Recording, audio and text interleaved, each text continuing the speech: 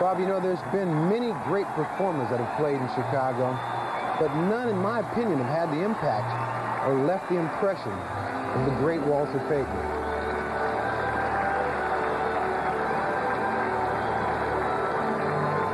Ladies and gentlemen, playing in his 95th and final regular season game at Soldier Field, number 34 from Jackson State, Walter Payton.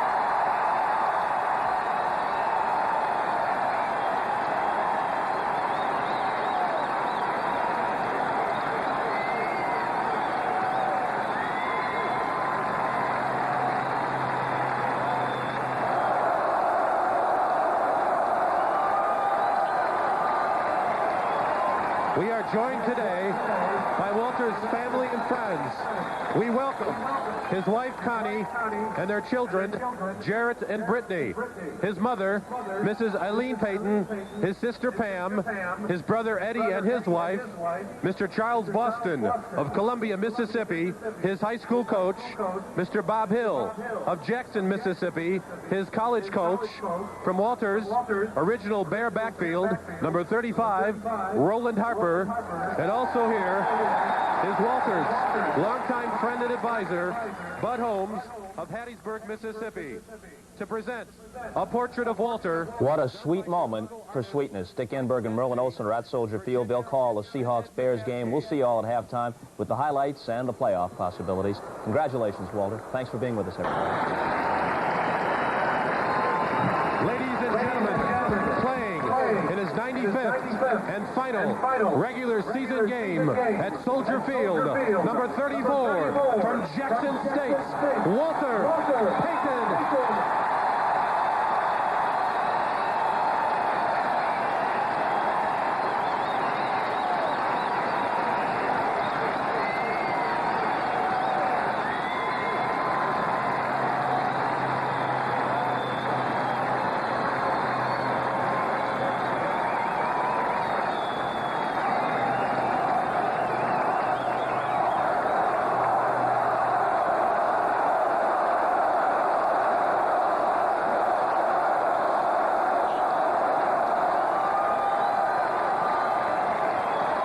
We are joined today by Walter's family and friends. We welcome his wife. The National Broadcasting Company presents the National Football League.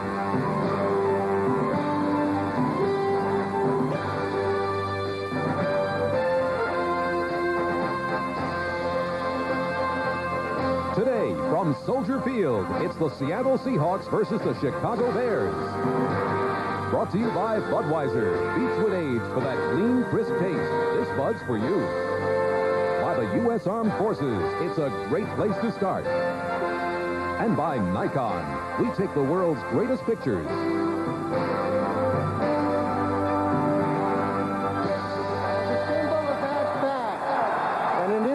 Of our affection for you, I will be presenting your jersey to your wife Connie and to your mother. Thank you, Walter, for everything.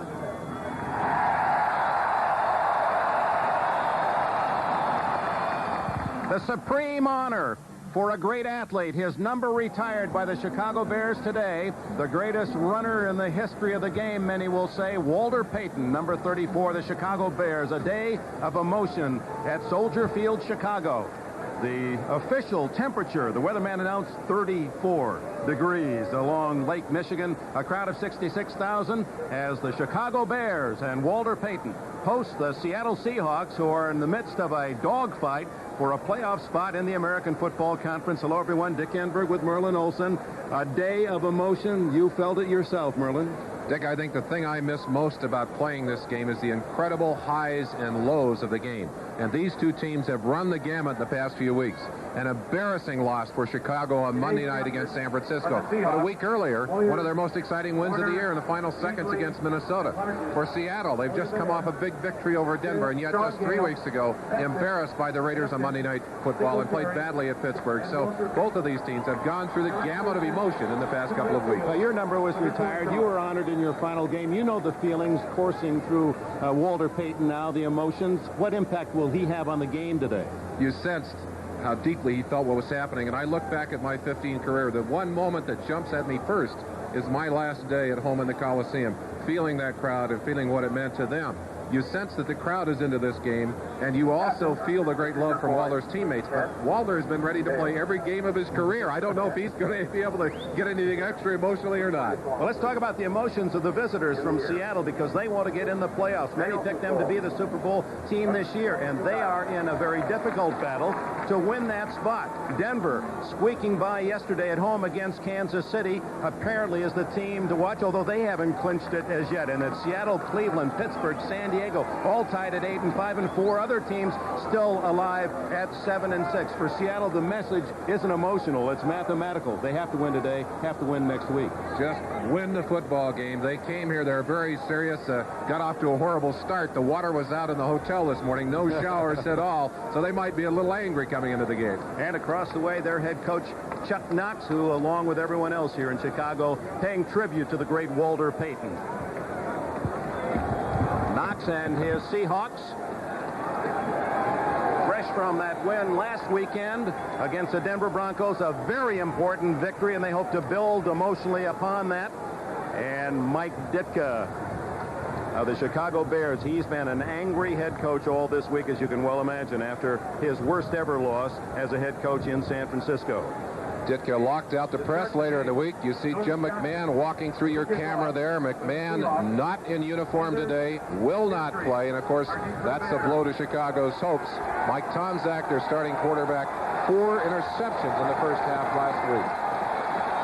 This kickoff is sponsored by Budweiser, the king of beers. A rainy, cold day yesterday, cloudy, windy this morning, and the sun broke through about a half hour ago. A rather surprisingly pleasant football afternoon as the Seahawks' Norm Johnson will kick it off. A big spotlight on Walter Payton's last day. Here, at least here in Chicago, unless they get into the playoffs. Johnson hits it low, a floater. Thomas Sanders at the 2.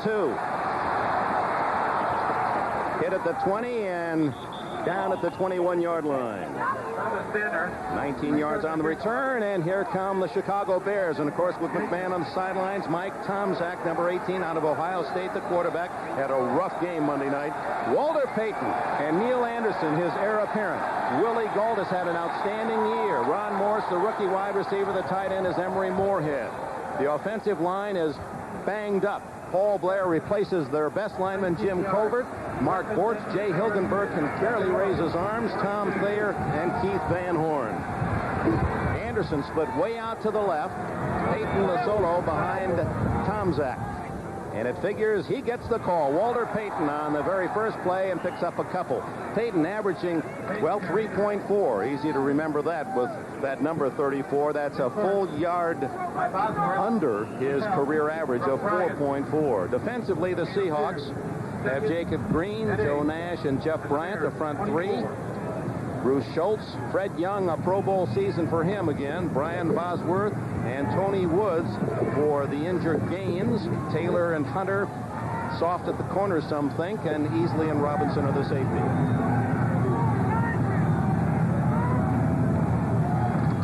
Payton has a first down, out of bounds at the 34.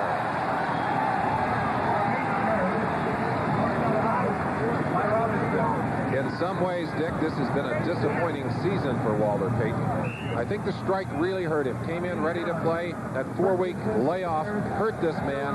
But you see here some of the classic moves, the classic quickness, the ability to change direction. And one of the things that always amazes me about Payton, he attacks the guy who comes to tackle him. And there's no forgiveness on that side. Starting in his 179th consecutive game as a running back who took it and dished it out as a blocker and as a runner to be so durable. One of the marks of his greatness. Anderson gets the ball, and he has around 10 yards. And close to another Bear first down. Jeff Bryant tripped him up. Well, even the great ones occasionally make a mistake. Peyton in motion, short motion, who's going to be a blocker on this play, turned too quickly to the line of scrimmage.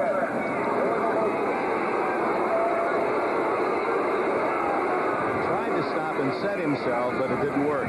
You'll see him going in motion. The Bears like to move the backs, get them in position to block, but he turns too quickly toward the line of scrimmage just before the snap, and then tried to set up for the full second. Had he been able to do that, he would have avoided the penalty. Always thinking. So it's first and 15 for the Bears at their 28-yard line. Again, Anderson sent way out to the far sidelines. And they bring McKinnon in motion.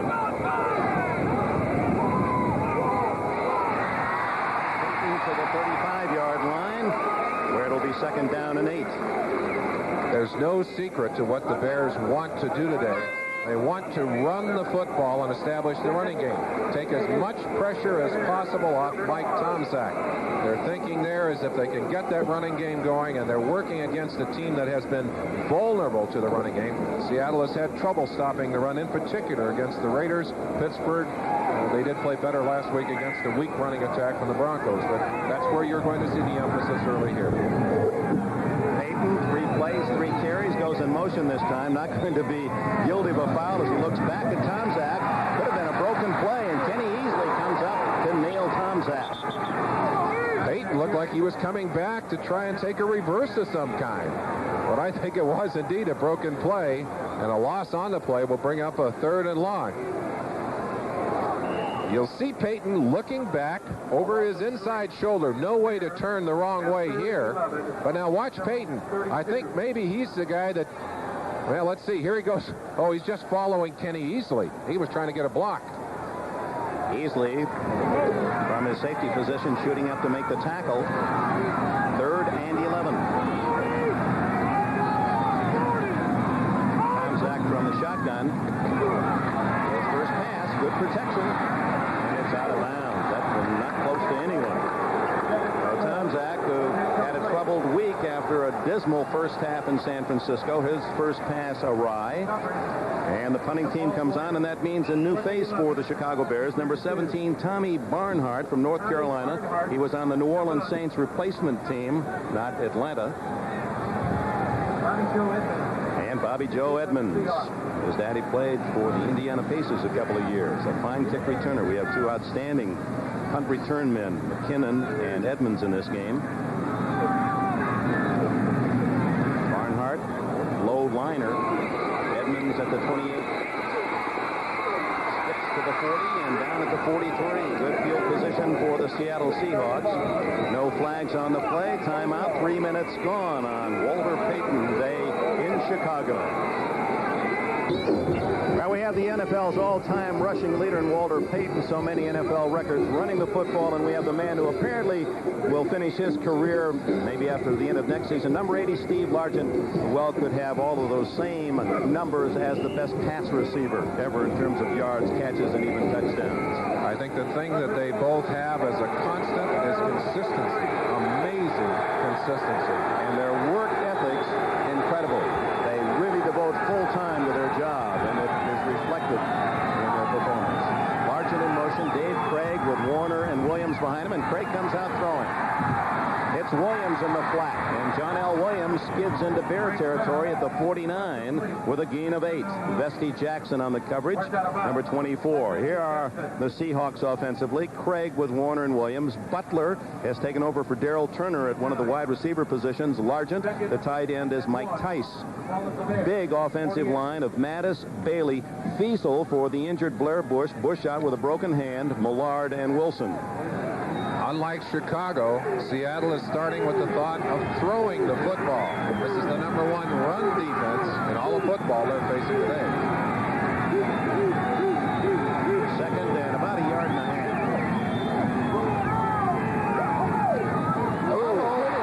And Craig is able to fall on it. A yard loss. So that to be expected. A new center, just that what seems to be a simple exchange, but problems between Feasel and Craig. And the Bears looking for a chance at that turnover. Have Hampton, McMichael, Perry, and Dent up front. Mike Singletary in the middle with Wilson and Marshall. Marshall has had another outstanding year. Richardson and Jackson, Todd Bell, and Dave Dorson. Dorson, the leading tackler for the Bears. From the 50, 3rd and 3. The throw is to Largent. And Largent has a first down as he has a catch in his 151st consecutive game, adding to one of his NFL records. Tremendous foot and body control. I think the thing that amazes you about Largent is his ability to get his balance under all kinds of conditions. Watch him. He's approaching the sideline on slick turf. Look at the way he gathers his feet and knows exactly what kind of yardage he has to pick up for that first down. It's a beautiful play. Indeed it was. Needed 3, got 4. 11:24 remaining first quarter, no score. Seattle invading their territory, and Kurt Warner's first carry out of bounds at the 41-yard line. The weather today, Merlin, based on what we saw Friday night and all day yesterday, and even this morning with a howling wind, surprisingly good football day. A disappointment to Mike Ditka. Mike was hoping for rain and sleet and wind because he didn't want Seattle to be able to throw the football. And, of course, he would prefer to keep it on the ground offensively himself. But the weather is very, very nice, although it could change momentarily here in Chicago.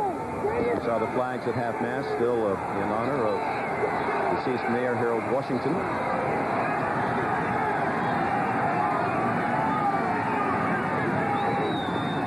Warner, not much there. And the Bears reluctant to give any yardage defensively. They're the best defense against the run in the NFL, and second overall to the Raiders. They are tough up front. They put the pressure on you. This Bear defense, a forcing defense, a pressing defense. They're always applying the pressure right up front on the middle of that offensive line and directly on the quarterback. And their defensive captain, Singletary, right in the thick of things. 3rd down and 5.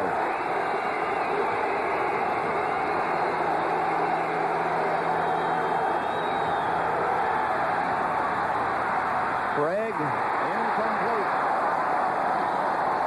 Trying to drill the ball through to Paul Scansey. And good coverage. Reggie Phillips.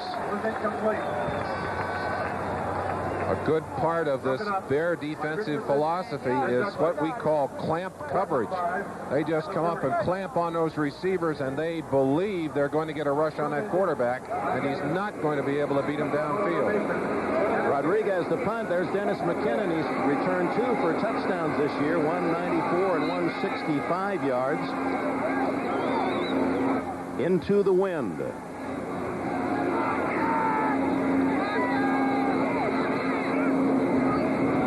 McKinnon lets it bounce, and it'll kick freely into the end zone. 20-yard line on the touchback for the Bears. They played 4 minutes and 37 seconds first quarter.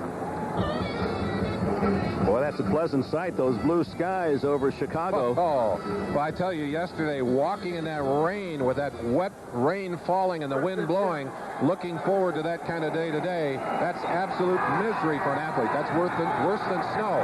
This is an incredibly nice day. 10:23 remaining, first quarter, no score. Bears start from the 20.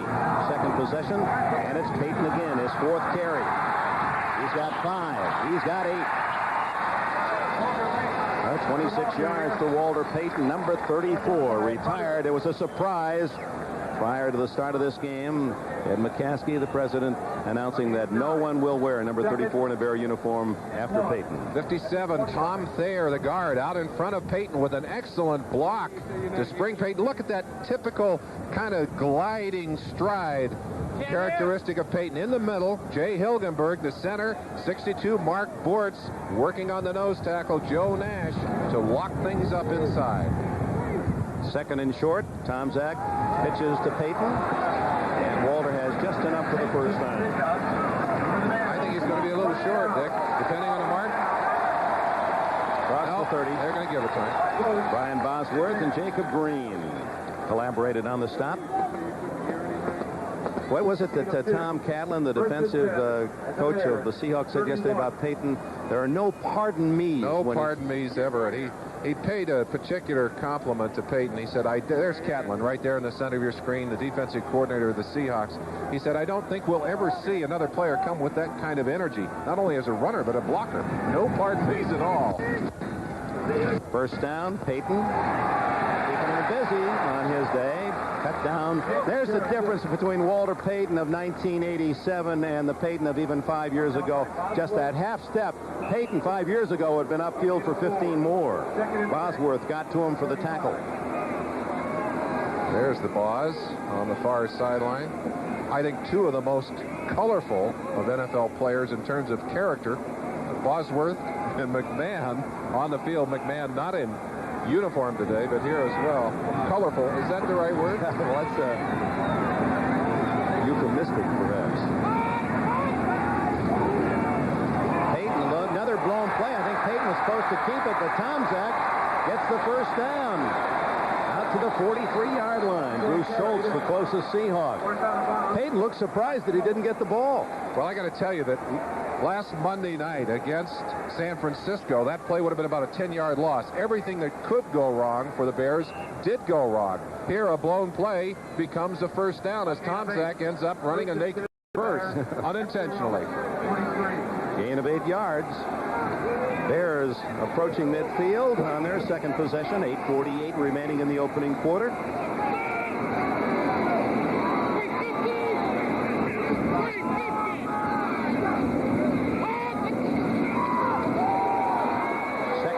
Tomczak, wide open. Ron Morris, the rookie from SMU. First down at the 36 of Seattle.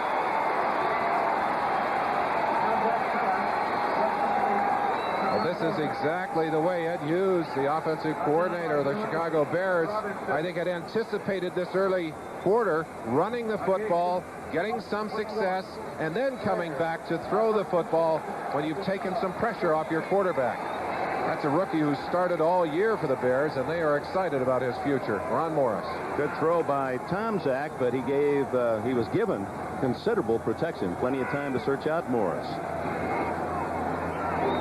First time the Bears have been in Seattle territory, and this is Neil Anderson. Shut off at the pass by Tony Woods, number 57. A rookie, number 1 pick out of Pittsburgh. First look at the 10-minute ticker on NBC. The early games on this, the last week of the regular season. Pittsburgh in a crucial game at Houston. Early lead. Minnesota, Detroit scoreless. Philadelphia 7-0 over the Jets. Rumbles in the Jet camp about leadership. New England 7-0 over Buffalo. Big game for the Bills. Are in the driver's seat at the moment in the East. 7-0 Cincinnati with the early lead against New Orleans. Here, no score. Second and long for Tomczak. Fake to Peyton. Tomczak over the middle. Is it good? And McKinnon, did he trap it? Yes. Some pretty nifty running by Tomczak, who is not really known as a scrambler. Avoided the rush by Joe Nash. Let's see how that ball lands here. Nope, no question about it. Good call by the officials. They kind of just lassoed that one. He scraped it in. Good try, but the ball on the ground clearly. 3rd and 12 then for Tomczak. This is where the Seahawks like to bring in their 5-6 defensive backs.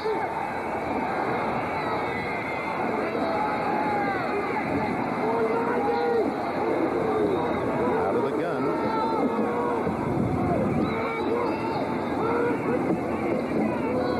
And they run it to Neil Anderson. That didn't fool Seattle at all. Stopped at the 40-yard line. Bosworth and Jacob Green there. They are in that defense. Seattle calls that the penny. when they got Bosworth right in behind. That's one less back than the nickelbacks. You'll see it at the top of your screen. Jacob Green coming upfield to force very quickly. He takes down the interference. And right there forces the play back inside. And who's waiting? Number 55, Brian Bosworth. And of course, that's his job out of that situation, is to flow with whatever comes. Boy, Green took care of 3 men to open it up for Bosworth. Barnhart's second kick with Edmonds back at his 10. Ooh, a line drive. Going to be a good kick. Out of bounds at the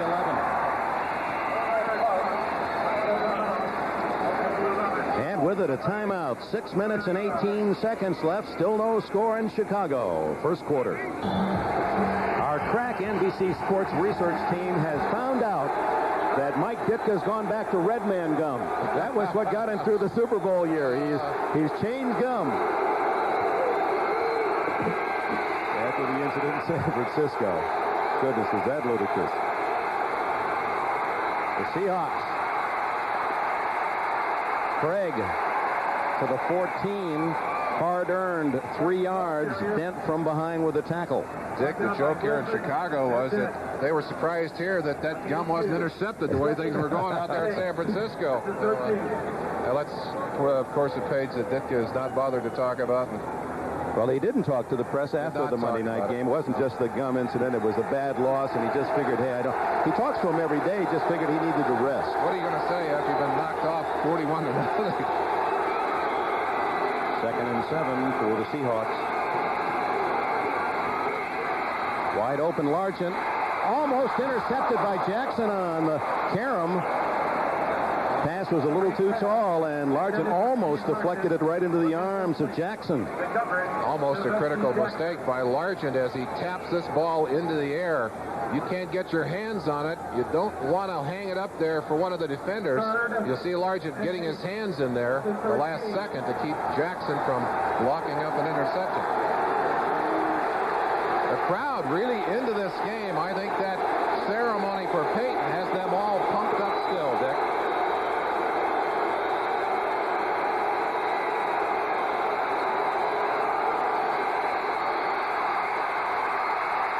Over the middle, incomplete. Scansey couldn't hang on. Scansey had it, but he couldn't keep it down as Richard Dent, coming from the right-hand side, just nails the quarterback. Mike Singletary also an important part of that play, but the pressure from Dent forces the bad throw. Look at Singletary going back into the middle of that defense. You get a little flavor of his hit right there at the end to break that ball loose from Scansey's hand. Scansey bobbling it, couldn't hang on to it when he got hit by Singletary. He'll have to kick from around his 1-yard line. Rodriguez, the dangerous McKinnon back at his 46. Nice kick. All the way to the 36. Oh, and down at the 39. What a hit by Tony Burse, the rookie from Middle Tennessee State. 51 yards on the punt, 4-yard return. Time. Knox 7-0 against the NFC Central teams, while with Seattle, on the other hand, the Bears are 10-0 under Ditka against the AFC. So something has to give today. From the 40, Chicago, no score, 5:15 left first quarter. For the first time throwing on first down underneath Anderson. Good for nearly 8 yards. No score in Chicago. Let's see what's happening elsewhere in the NFL. NFL Live in New York. Dick, at Buffalo, the Patriots lead the Bills 7-0 on this Steve Grogan to Cedric Jones touchdown pass of 7 yards. Although New England is a game under 500, they'll be the champs in the AFC East if they beat Buffalo today, Miami next week, and Indy loses one somewhere along the line. All right, Bob, and of course, all the complications in the tie-breaking system. I know you fellas will have that all ironed out for us as the day progresses. A big doubleheader on NBC. Peyton powering his way to a first down at the 46-yard line. The other scores in every one of the games, the AFC side of import today. Pittsburgh still leading 3-0 at Houston. Philadelphia opens a 10-point lead against the Jets. That's the New England score. We just heard on in Cincinnati, 14-3. That's the biggest surprise early. First down, Chicago at the Seattle 46-yard line. McKinnon to the right. Gold to the left.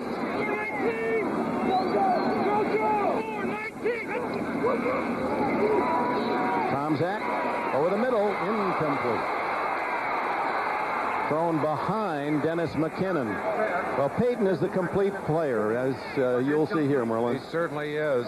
Called on to block, to protect the quarterback here. Goes right at the legs of big Joe Nash, who outweighs him about 35 pounds. Doesn't worry about his body. Gave Tomczak time to get that ball off. But Tomczak has real problems when he locks in on that receiver. Walter Payton, the ultimate compliment. Or he joins a list of some great ones there. Oof, that's worth looking at again maybe later. On 2nd and 10, Tomczak a screen to Payton. 40, first down at the 36.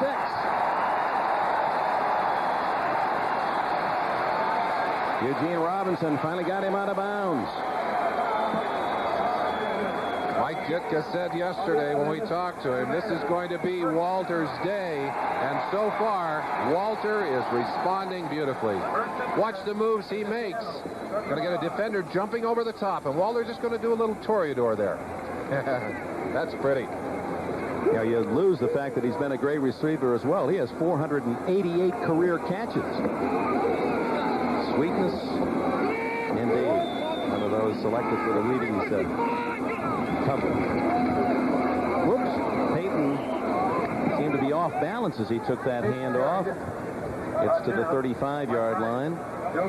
No gain. Jeff Bryant. Dick, one of the things you have to know about Mike Ditka is that he really starts from the line of scrimmage. He builds a physical football team.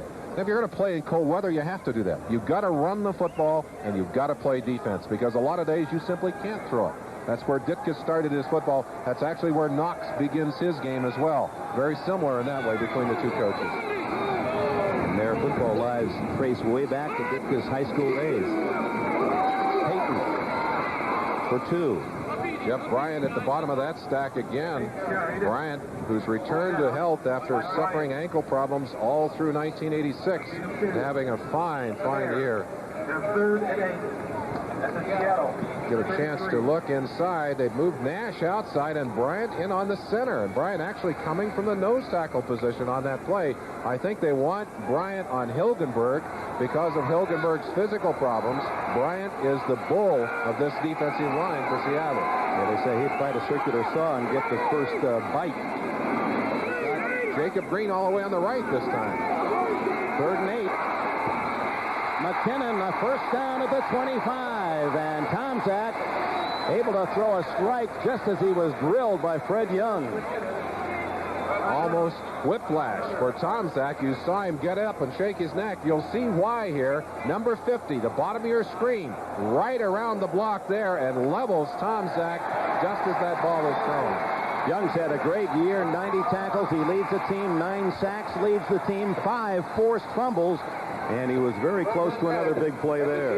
One of the finest natural football players, instinctive football players I've ever seen, Freddie Young. 6'1", 233 pounds, out of Dallas high school system, went to New Mexico. Make no mistake about it. Right now, he is the star of the Seattle defense. Not Bosworth. Not Bosworth. Score, minute and a half remaining, first quarter. Bears driving deep, and it's Payton. Hit from all sides. Well, the success of the running game for Chicago has done one very positive thing for them here early. They have had the better field position since that first drive. And right now they're down knocking on scoring territory. Let's see what Tomczak can do with it. Of course, last week, even when they got down into San Francisco territory, they would self-destruct. Let's see what the Bears and Tomczak can do here. 2nd and 8 at the 23. This is an area of the field that Tom Catlin likes to blitz from defensively. Yep, here they come. Bosworth, and he can't bring down Payton. Payton gets to the 20, and Bosworth is so unhappy with himself. He said he's been unhappy all week, maybe all year. He said it hadn't been fun in Seattle, and that play wasn't either. He was left with nothing but air in his arms. Well, there are a lot of folks who would like to take his job. $11 million in 10 years, I think so. There's the reason he's unhappy. Bosworth simply missed the tackle. You get that close to even a good running back, that kind of shot, you've got to take him down, and Bosworth missed the opportunity. Third down and a long 4.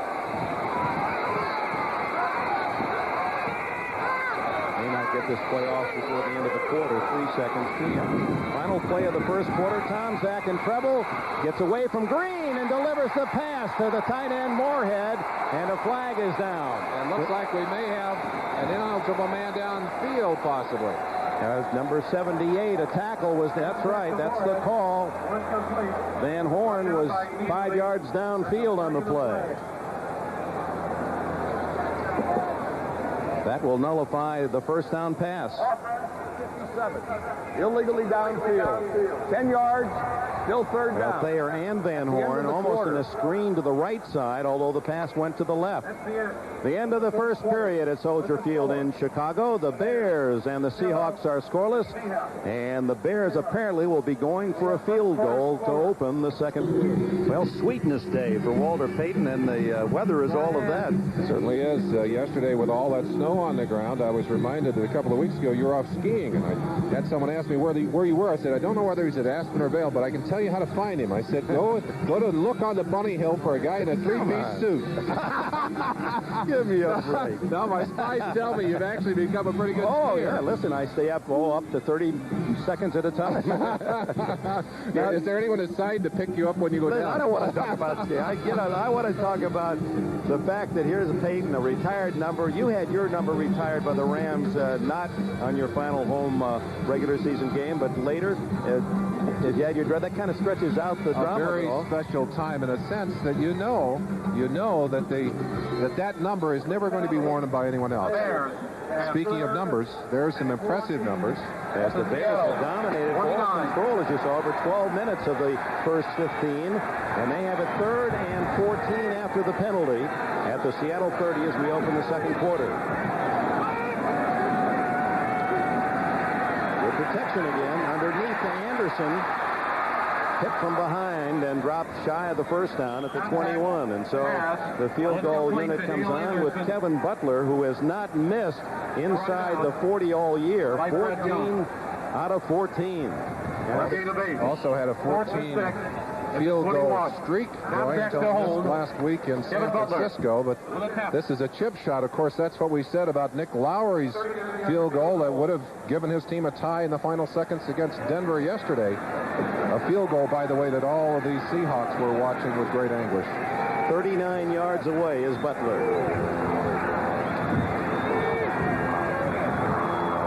Ooh, bad snap.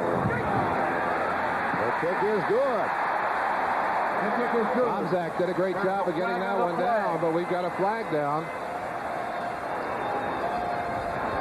Side judge threw the flag.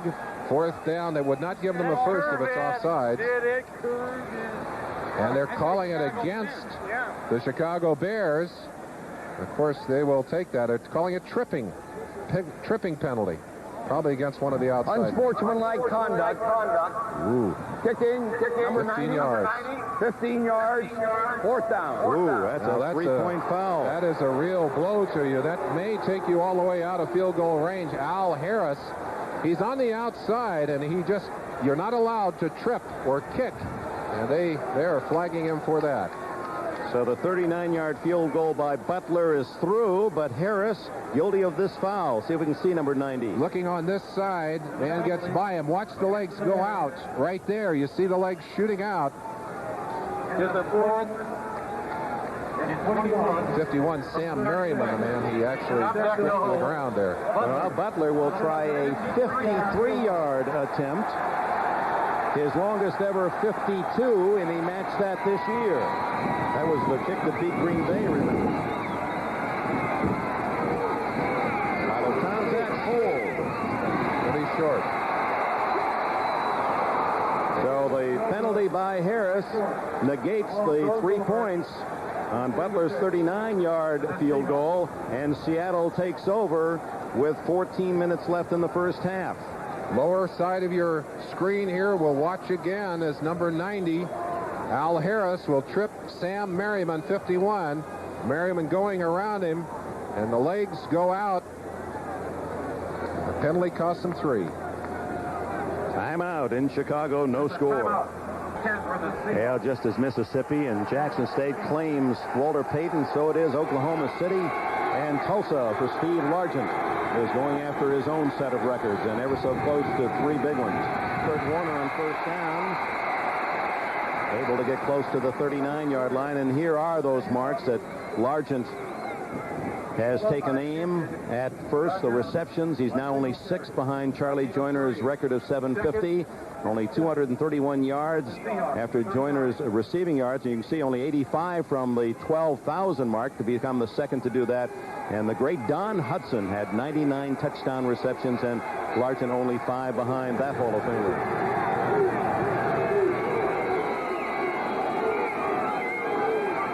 Second and 8 for Craig. Swings it to Williams. Big John L. Oh, look at him powering. It's a first down out to the 47-yard line. Self-made first down yardage by John L. Williams. Jackson made the tackle. Well, I tell you what an addition he was to this Seattle Seahawks team. Gives you great power as a blocker and a runner, and surprisingly, one of the best sets of hands on this team. And look at this niftiness here. Out of the tackle right there by Wilbur Marshall. Lowers his shoulder on Vestine Jackson, number 24. Got the first down. And on first down, Warner tripped up. Nice play, Dan Hampton.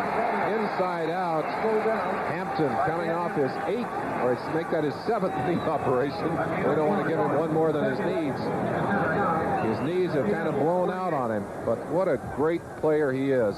The kind of guy that can apply tremendous pressure on a quarterback, still plays the run. Really a complete player and an emotional player. You just saw that pumping.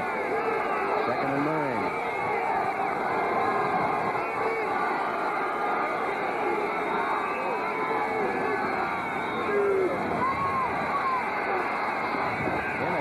Incomplete to Scansey. Dave Craig is not sharp today. You just kind of have the feeling that he's a half beat off as we look in on a pair of real hands there. Well, now, whose hands would those be? You can tell that they're the hands of a man who uses them in the pass rush. That's Jacob Green. I'll tell you see the way they're all taped up. The reason he's got them taped that way is that they often get tangled in the jersey of that offensive lineman, and without that extra tape, frequently are dislocated or broken. You could catch Nolan Ryan with all that padding. Almost. Shotgun again. This is where the Bears like to come at you, although they only 4 men on 3rd and 9. Lots of time. Wide open is Ray Butler. He's to the 27-yard line of Chicago. Jackson with a tackle, and Craig, that was not his primary target, but he found the wide open Butler. You talk about hands. Inside of those gloves, a cast on the left hand of Raymond Butler, who's playing with a broken finger, broken last week, but he is playing extremely well. I think we've actually gone to the other side of the field here. There's the kind of pattern that opens the way for Butler on the other side. As you saw the way they're drawing those defenders outside on Largent, pulling him outside on the 2 receivers. Butler had that big 6-catch game against Denver to take over the starting job from Darrell Turner. This has been the best penetration by Seattle to the 27. Take the Warner. Craig fumbles, and it's up for grabs, and alertly coming back to fall on it is one of the offensive linemen, number 65. Edwin Bailey saved the day for Seattle and for Craig. Strange play. Looked like McMichael may have been the one to put the pressure on in there, but Craig actually drops this ball. I don't think anybody hits it. He fakes there, goes inside. McMichael gets a hold of him, but it looked like Craig was trying to get the ball up to throw it again, and it dropped out of his hand. Meanwhile, a penalty on the play. Holding against Chicago. Of course, that is a big, big play. Instead of losing all that ground on the fumble, you're going to go back and pick up 5. And also Defense, pick up the first number down. 27, holding. That's 5 yards and a first down, but we're taking the ball all the way to the former line of scrimmage. First down. Marked off from the line of scrimmage, 27, Richardson. And there you saw the hook on Largent. No question. Largent works so well against those defensive backs because he says he thinks like a defensive back. And what he does, he'll give them one look and then do something that's quite the opposite of what they expect. Well, the penalties have really been injurious to the Very Bears. costly for the Bears today. It cost them a first down deep down in Seattle territory, cost them a field goal, and now a first down Seattle. Draw wide open for Warner. And he's to the 18-yard line. A pickup of 9 before Singletary makes the tackle from behind. You sense some of that same fluid changing of direction in Warner that we showed you earlier in Peyton. Pittsburgh with another field goal at Houston. The Jets have scored. New England, Buffalo. Such a big season for them and a big game, but so far it's the Patriots and Cincinnati by 2 touchdowns at home against New Orleans. A down with which to play, but they take it to Warner. Good. Now, they'll have to mark his forward progress. He did not make much at all as William, the refrigerator Perry. Well, that was right into the meat section there. Well, you don't want to try and run at the bulk of this line, and there's the bulk of it. They say 315 on the program. He's 330 plus, and I think that's just for weigh-in day. But he does play the run game very, very well. Almost impossible to block him on top, and a little extra emotion in that tackle as they're measuring. It will be a first down. The biscuit they call William Perry, a biscuit shy of 350. Well, and what I say about the weigh-in, I'm sure that he works hard to get his weight down for the weigh-in. Probably the day after the weigh-in, he's up around 345. First down at the 17 of the Bears. No score. Under 10 minutes left, first half.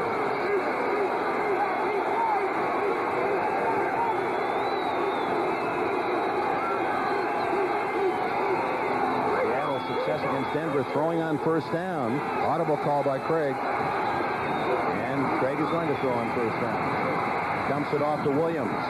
Breaks another tackle.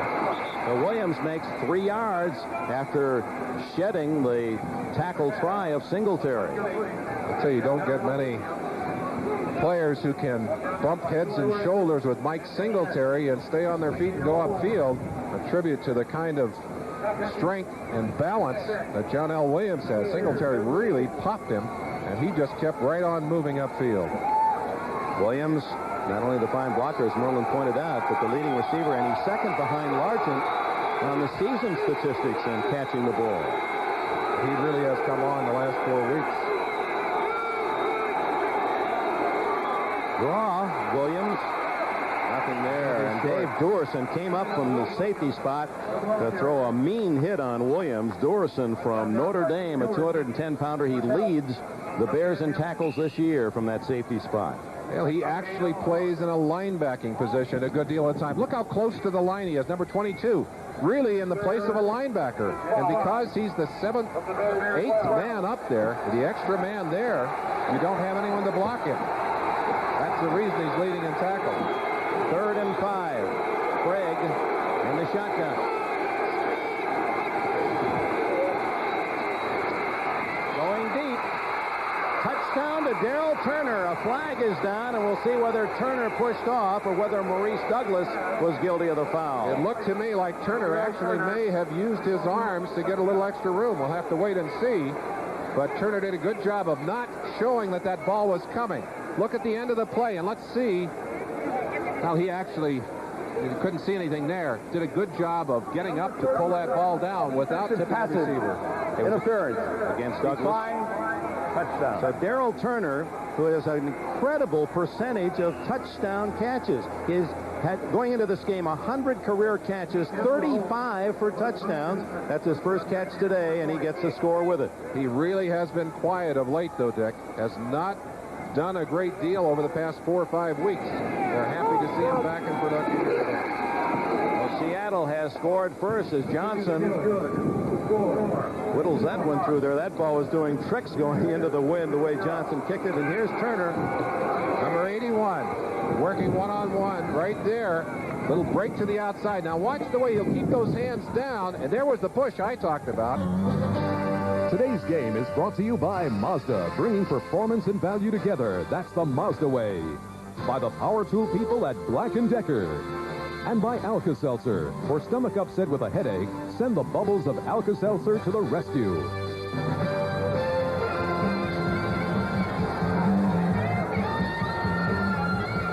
Soldier Field, the scene. Darrell Turner capping that 64-yard drive with his first catch of the day.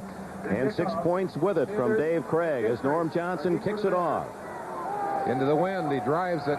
Good kick. Sanders, Thomas Sanders from Texas A&M. Oh, down at the 16-yard line. Let's go back to the touchdown. Did Turner get a little extra help with a push on that catch? Watch Turner now, number 81, just quickly gets outside, gets away on the play. Maurice Douglas right at the end of this play. Watch Turner turn back, and it's right here. You see the little shove right there, a little push off, both men pushing at the same time. Douglas was ticketed with the foul. You watch that in slow motion. It doesn't look quite as bad for Darrell Turner as it did the first time. Walter Payton, Neil Anderson behind Mike Tomczak. In case you just joined us, Jim McMahon not in uniform. Oh, no one around Boso, the tight end, and he's all the way to the 48-yard line. And Eugene Robinson finally made the tackle. A broken coverage by the Seahawks. No one picked up the tight end, Bozo. Nobody home. Chance to look at it from the end zone here. We're looking upfield, and Tomczak finds the open man. There is nobody around. Bozo has to say, who was supposed to be over here? Eugene Robinson getting there. Patrick Hunter, 23, coming back upfield, and Bozo to the sideline. Looks like they're checking his legs. From the 48, 7-0 Seattle. 7 minutes, 14 seconds left in the first half. Tomczak to Moorhead. Tight end to tight end. First down at the 32. The Bears playing it tight. Let's go to NFL Live. All right, Dick, the Oilers are a game behind the Steelers and Browns, but they lead Pittsburgh now 7-6 in the second quarter at the Astrodome after this 52-yarder from Warren Moon to Drew Hill. If the Oilers win their last two, and if Pittsburgh beats Cleveland next Saturday, the Oilers are champions of the AFC Central. All right, Bob, and here in Chicago, the Bears fans looking for a possible tying touchdown at the 32.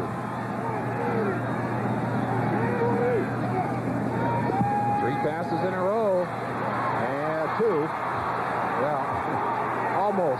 That's right. Pass. 3 called. Yeah. 2 complete to the tight end. Brian Bosworth with the sack. That's the kind of play that Tomczak has trouble with.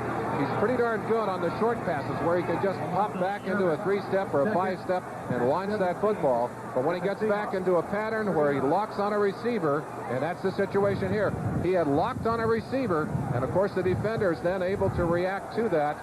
And Tomczak, with nowhere else to go, is sacked by Bosworth for the loss.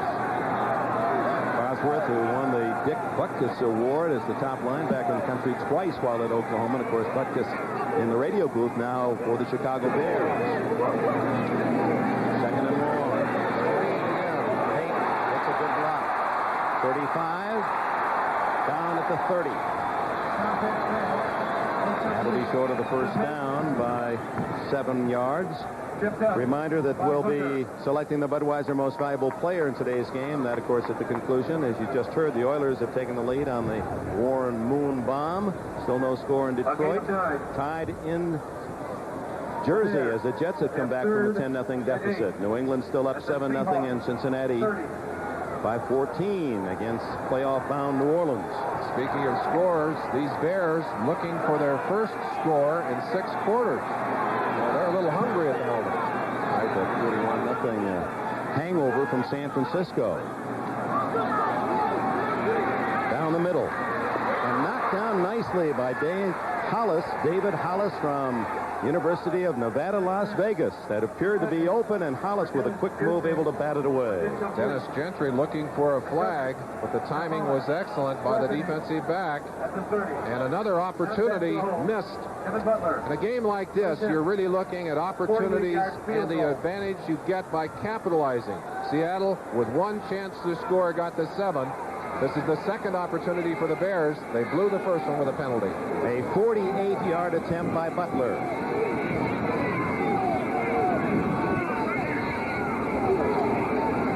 Blocked. And it's going to go out of bounds at the Seattle 13-yard line. One of the big linemen got a hand up on Butler's field goal attempt. So Butler made good from 39, nullified by a penalty, missed from 53, and his 48-yard attempt. It might have been Young, Freddie Young. Taking the congratulations. It looks like a low kick. It looked like a driving kick. Young on the outside. Yes, there's Freddie. Big hand up in front of us, but that ball, at that distance, a kicker has to drive the ball a little bit. Young timing it perfectly, got that big right hand up in front of the ball, batted it away. Well, the Seahawks take over at the line of scrimmage, the 30-yard line.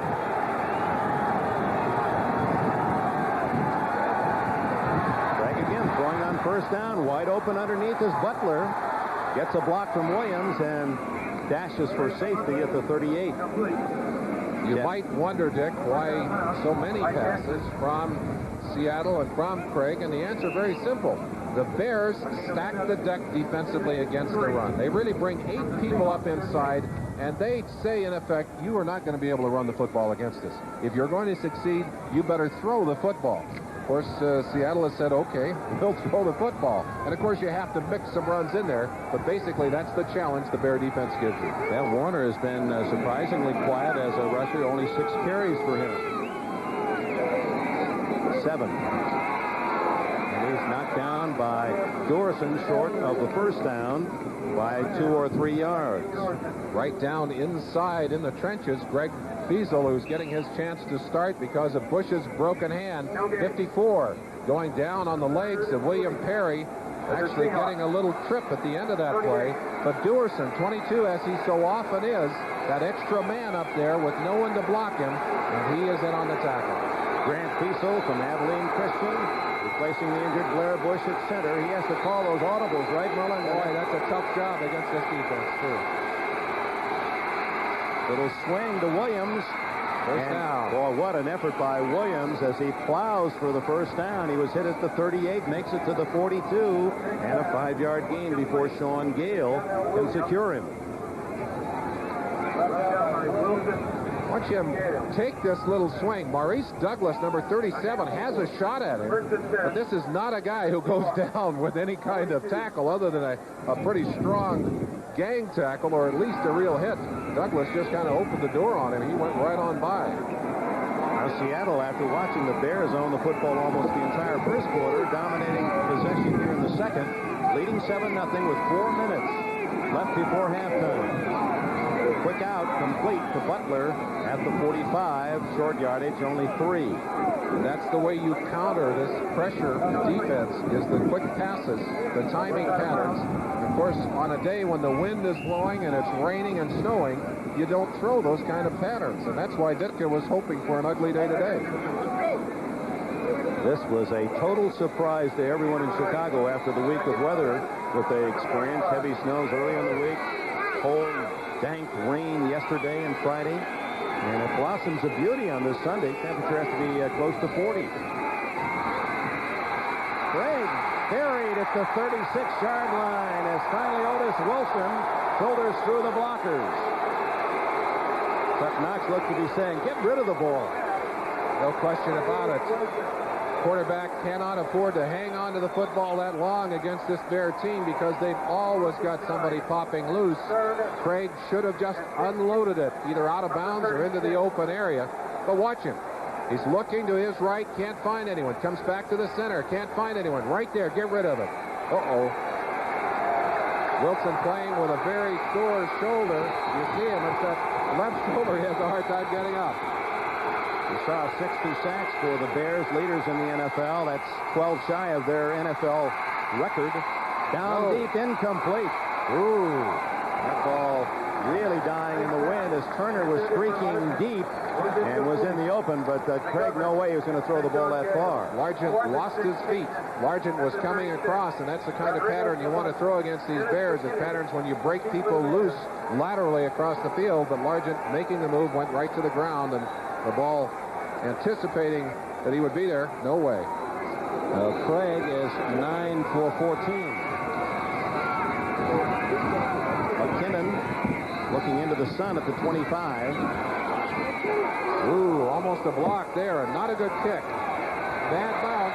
Oh, it hit a Bear. It's a live ball. The Bears, McKinnon recovers at the 28-yard line. Oh, that could have been disastrous, but McKinnon alertly saw the ball hit a foot and fell on it. I'm surprised that they don't call kicking the football. Even though it was inadvertent, you're not allowed to kick that football. It looked to me like it came right off the foot of one of the Bears. In fact, I think it was Todd Bell, number 25. Let's see who it is. No, it's Vesty Jackson. 24 Jackson, 24, but the ball off his foot, and of course, well, he's taking it all the way back to the spot. Now the Bears survive a scare momentarily. 4 minutes. Well, that's a gangbuster game next Saturday. Cleveland and Pittsburgh as two of the 9 teams still alive with 2 weeks to go for a playoff spot. Got to tell you, that AFC East is a scramble. It will be interesting to have the first team ever with a losing record going into the playoffs. Would be interesting, wouldn't it? And of course, the Central with Pittsburgh and Cleveland and Houston still all a part of that playoff picture. And of course, we have 2 outstanding games waiting for you on the backside of this one as part of our NBC doubleheader. The Browns and the Raiders at the Coliseum in Los Angeles, and the Colts visit the Chargers in San Diego as San Diego tries to break out of a losing streak. All 4 of those teams very much alive except for the Raiders, and the Raiders will decide some fates this week and next. It certainly will. The Bears heading out that direction next week. A chance that McMahon might be available to them in that game. On 2nd and 10, Tomczak in trouble, able to break from the tackle of Green and slide to what could be a first down at the 37. Jacob Green had him right in his sights, and Tomczak slipped the sack. We mentioned that Tomczak, not a particularly good scrambler, but getting a good run that time, and will be very close to the first down. 17 unanswered points by the Jets to take the lead against the Eagles. And New England now with a 13-0 lead late in the first half. 3rd and 1. 38. Again, where does the coat end and the hair begin? Always a surprise from Jim, the ever-present sunglasses. Of course, they're legitimate on a day like today. 3rd and 1. 2:22 left in the half. Tomczak with a sneak. He has it. Out across the 40-yard line. Good job. For the Bears, first down. Brought down by Good. The Bears, we've talked about the physical nature of this football team, and one of the things that does to you, Dick, you pay a price for all that pounding. And it has been a season full of injuries for Chicago. 2-minute warning. Turn a game around. No NFL player has had more than 4 career safeties, but one player had 2 in a single game. Was it Howie Long? Fred Dreyer of the Rams? Or the Minnesota Vikings' Jim Marshall? Which would you choose? Fred Dreyer once tallied 4 points against the Packers by scoring 2 safeties in the same game. If you said Fred Dreyer, you made the right choice. The second city is Chicago, along the banks of Lake Michigan. Boy, they say they're #1, and probably are in terms of the adoration for the athlete. They certainly do love their team. You don't want to cross the Bears, talk badly about them unless you want a knuckle sandwich in this town. That's right. 2 minutes ago, Tomczak underneath, short yardage to the 46-yard line. The flag goes down as Easley makes the tackle. And maybe calling Easley for hanging on him and keeping him on the ground. Somebody's saying face mask, are they? Let's see what happens here. They're going to look to mark it off. Defense, 5 number yards. 45. Face mask, 5 yards.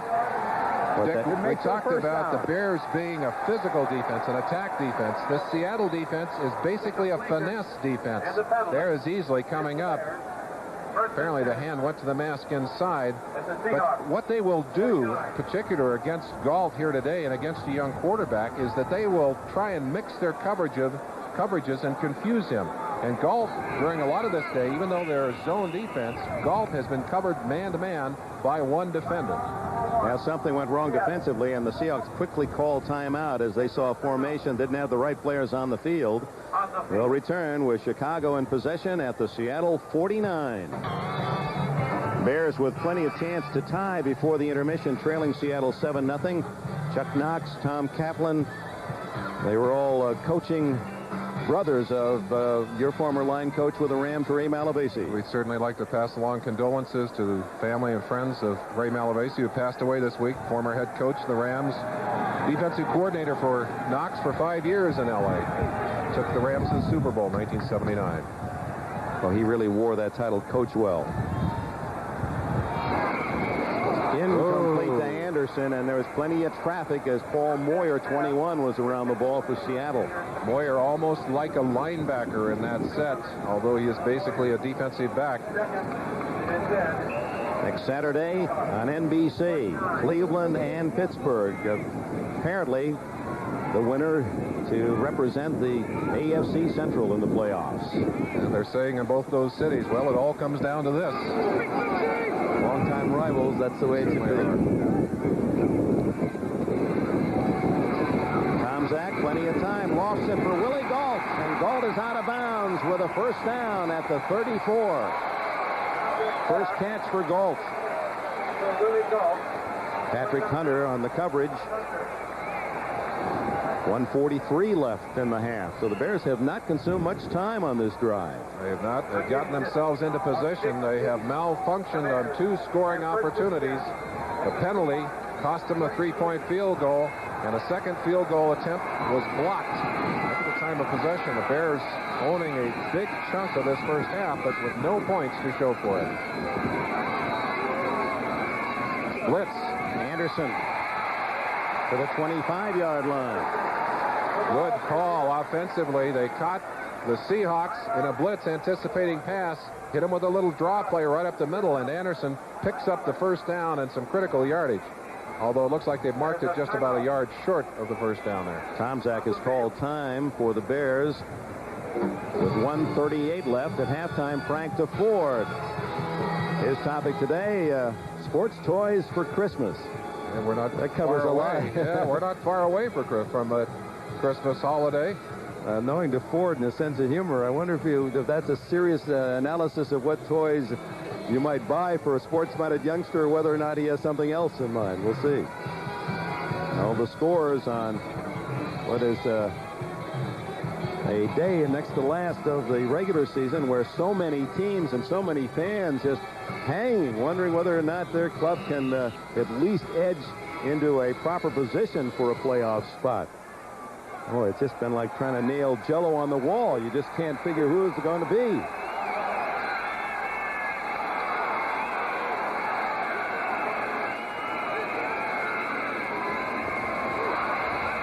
Tom Zach through the hands, incomplete. Going for Galt. Galt again, the intended receiver. 2 men there. Patrick Hunter, 23, and number 50, Fred Young, as they continue to hound him with several people. And these defensive backs have been told, do not let Willie Galt get behind you. If he's going to catch a pass, make it be in front of you. And that's really the defensive philosophy of Catlin's defense. Keep everything in front of you. If they're going to move the ball, make them take it down the field a chunk at a time.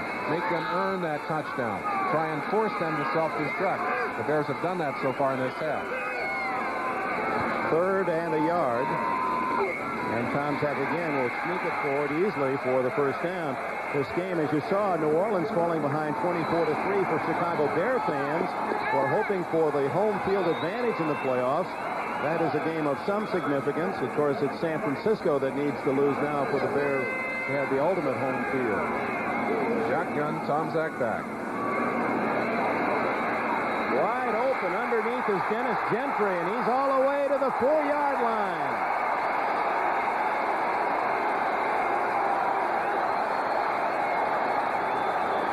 country, a dangerous receiver can come in and play in the backfield, can slide out and play in the slot or at wide receiver.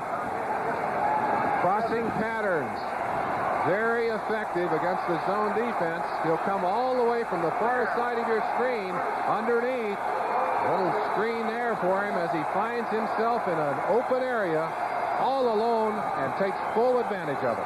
Fans are chanting, Walter, Walter. They want Payton, who had his number retired in ceremonies prior to the game, to get a shot at a touchdown.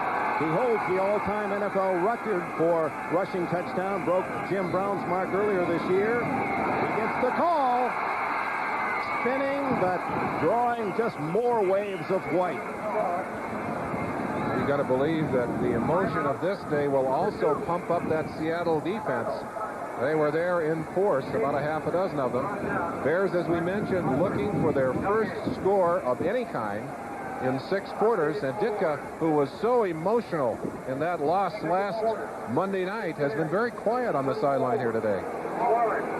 We talked to Coach Ditka yesterday and said when you get down to the lows of the game, and he did reveal to us, Merlin, that it has been a season not full of fun for him, much like Bosworth. He said there's been some times this year where he's never been quite so low. I said, well, where do you go for help there? And he said, well, I've got some coaching buddies, Dan Reeves, the man I coached with Dallas as an assistant, Bill Parcells of the Giants, and I keep wondering, what would Vince Lombardi do? What would George Halas do in this situation? The other also showed us another side of Mike Ditka. He said, I do a lot of praying, and I read the scriptures.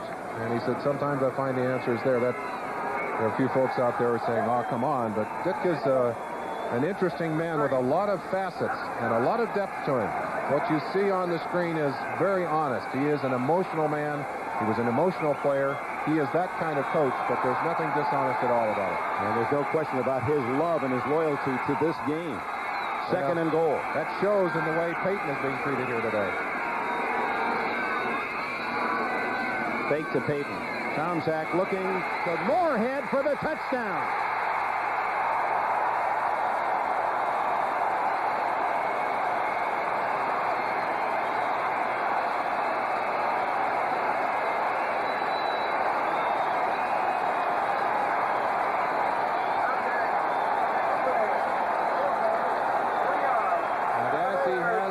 So many times in his career, it was Payton as a decoy on that play, an impressive run fake that really opened up the possibility for the touchdown. Butler to tie it. And so it is, with 52 seconds left in the first half. The Bears with an impressive drive. Veteran Emory Moorhead grew up in the Chicago area, went to high school up in Evanston, Illinois.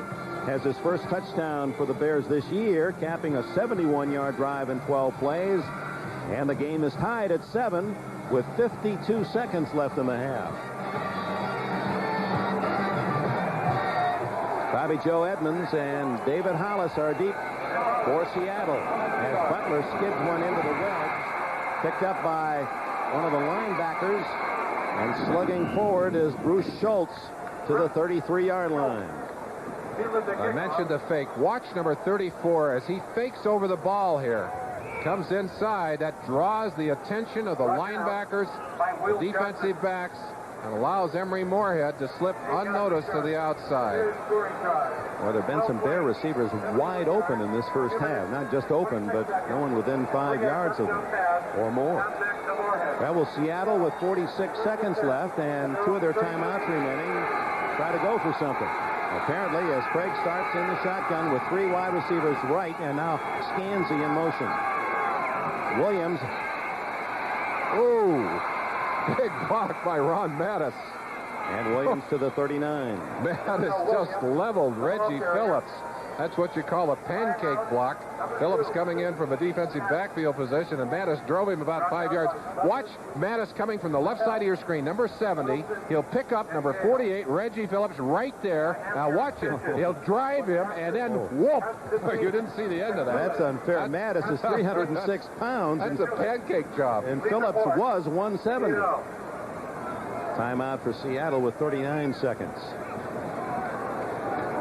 They say Mattis at 306 pounds and his body fat is 16%. I mean, he is just all, what, in the lexicon of the day, hunk. He is a chunk. You're right. There's Ditka, and we mentioned his quietness. Man wears a coat, or he wears a tie on that sideline, and originally put that tie on to remind himself to maintain his cool. I wondered at times what it would be like if he didn't wear the tie, but he has definitely been cool here today. Coming up on NBC in a busy holiday season, and we have some outstanding attractions for you. After our big day of January 1st bowl games, the Hall of Fame game features the Wolverines and the Tide at 1 o'clock Eastern Time, and that'll be followed with a basketball game from Pauley Pavilion as the Tar Heels meet the Bruins. That's January 2nd. On 2nd and 4, Williams working on the sidelines, and will go out of bounds at the Bear 47. Sean Gale coming up to tap shoulders with John L. Williams. I don't know whether that's so much fun. Watch John L. Williams just swinging out of that backfield. A high percentage pass. Not much chance of interception on this, as he just ducks inside, slides inside, almost the equivalent of a little draw play, but the ball is thrown to him. Watch the end of this play. 23, Sean Gale coming up. Whack. Boy, that's a real collision on the sideline. 226 pounds of John L. Williams picks up 14 yards. 31 seconds left in the half. Wide open is Butler. Does he get down? No. 1 foot in and 1 out as Dave Dewerson hammered him. Did not appear that Butler was very conscious of where he was on the sideline. But Dewerson may have ended any speculation as he whacks him. Watch Butler. I don't think he really feels that sideline, but here's the hit that ensures that there's no way to get that second foot down. It looked like he may have tapped the line with the first foot anyway. No, he was in with the first one. Fully out with the second one. Wind really seemed to be drifting the ball. Blowing the ball. The wind has picked up here, and will definitely, if it stays this way, be a bigger factor in the second half of this game. 25 seconds.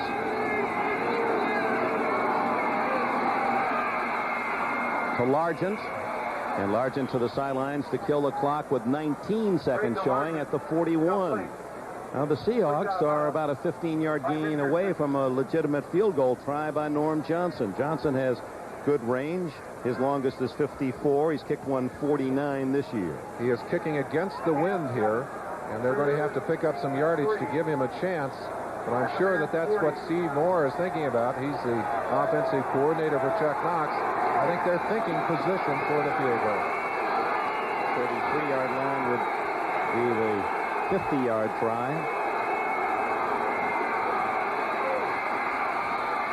No, that's not going to work at all. Williams, Singletary was just shadowing Williams into that flat. No chance. It's a bad choice by Craig. He could see that there was nowhere to go. Better to just drill that one into the ground or out of bounds. Well, that one made no sense at all, did it?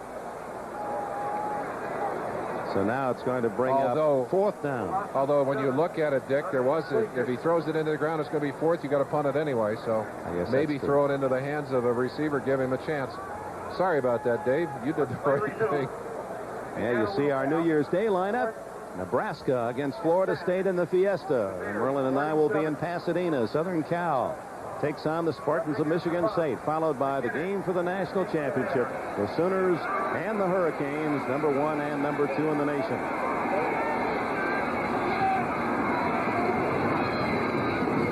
Rodriguez with McKinnon just letting that ball bounce. And into the wind again. And look at that ball coming right back at him. The second time that Rodriguez has gotten the bad kicks into the wind. And you get a feeling, we mentioned earlier, they don't call this the Windy City for nothing. Right now, the wind really having an impact on the kicking game. 11 yards on that kick by Rodriguez. That's one of those embarrassing moments where the punter has to be alert to down his own punt the way it was bounding back toward him. 1 second left in the half. 11 yards.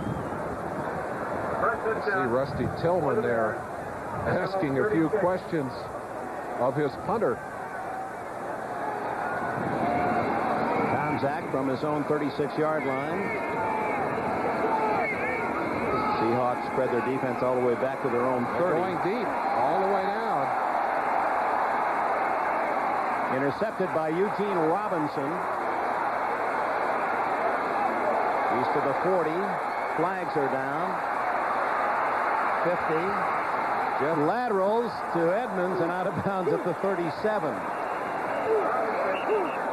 Jeff Bryant would have been called for an illegal block on Mark Bortz anyway, so no matter what happened, there would not have been a score on that play. Terry Taylor wound up with the ball, not Edmonds. He'd wished it had been Edmonds the way they hammered him. The question, can they end the play with a penalty? On the run back, number 77, slipping. Half is over. It's over. Okay.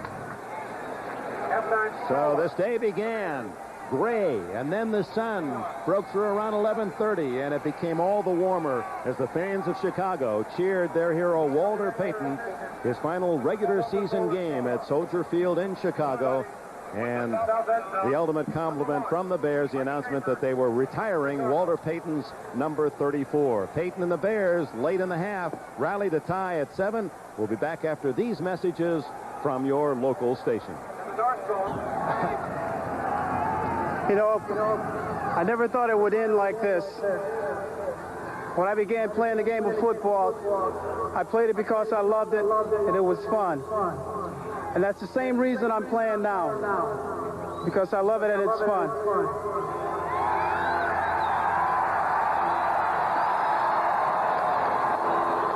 I guess the hardest thing to do is to say goodbye to the ones you love.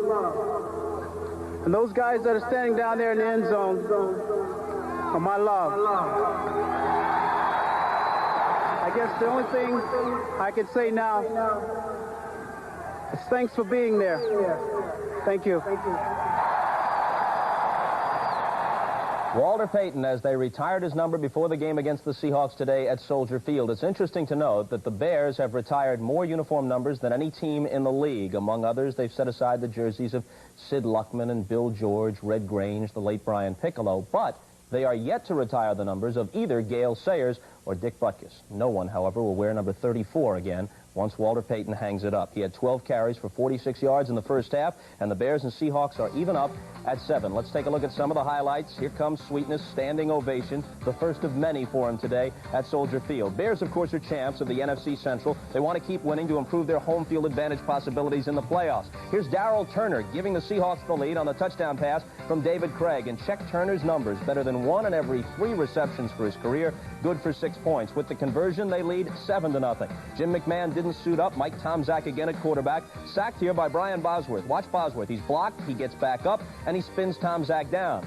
But Tomczak has the Bears on the move a bit later, and he ties the game off the play-action fake. Everybody follows Payton into the middle of the line, including the cameraman for a while, but there's Emery Moorhead taking the flip and then tumbling into the end zone. The game is tied at 7 at Soldier Field. The Seahawks know that if they win their last 2 games, they're in the playoffs, either as division champions, if Denver cooperates by losing next week to San Diego, or at least as a wild card. Ahmad? It's a tough spot for Seattle because they go into this game with all the emotion and Walter Payton retiring and everything, and they have a lot of respect for Walter Payton, but they want to make the playoffs, and I'm sure that Chuck Knox is very concerned about their fade. Every year about this time, they sort of fade away. So I guarantee you right now, the first half, they had a lot of emotion about Walter Payton. The second half, it's down to football, and the Seahawks are trying to win this game.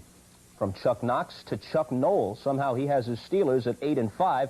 And the game that will likely decide the division title is next Saturday at Three Rivers as the Steelers take on the Browns. But today, Noel and Pittsburgh are at the Astrodome and trailing at the half 10-6.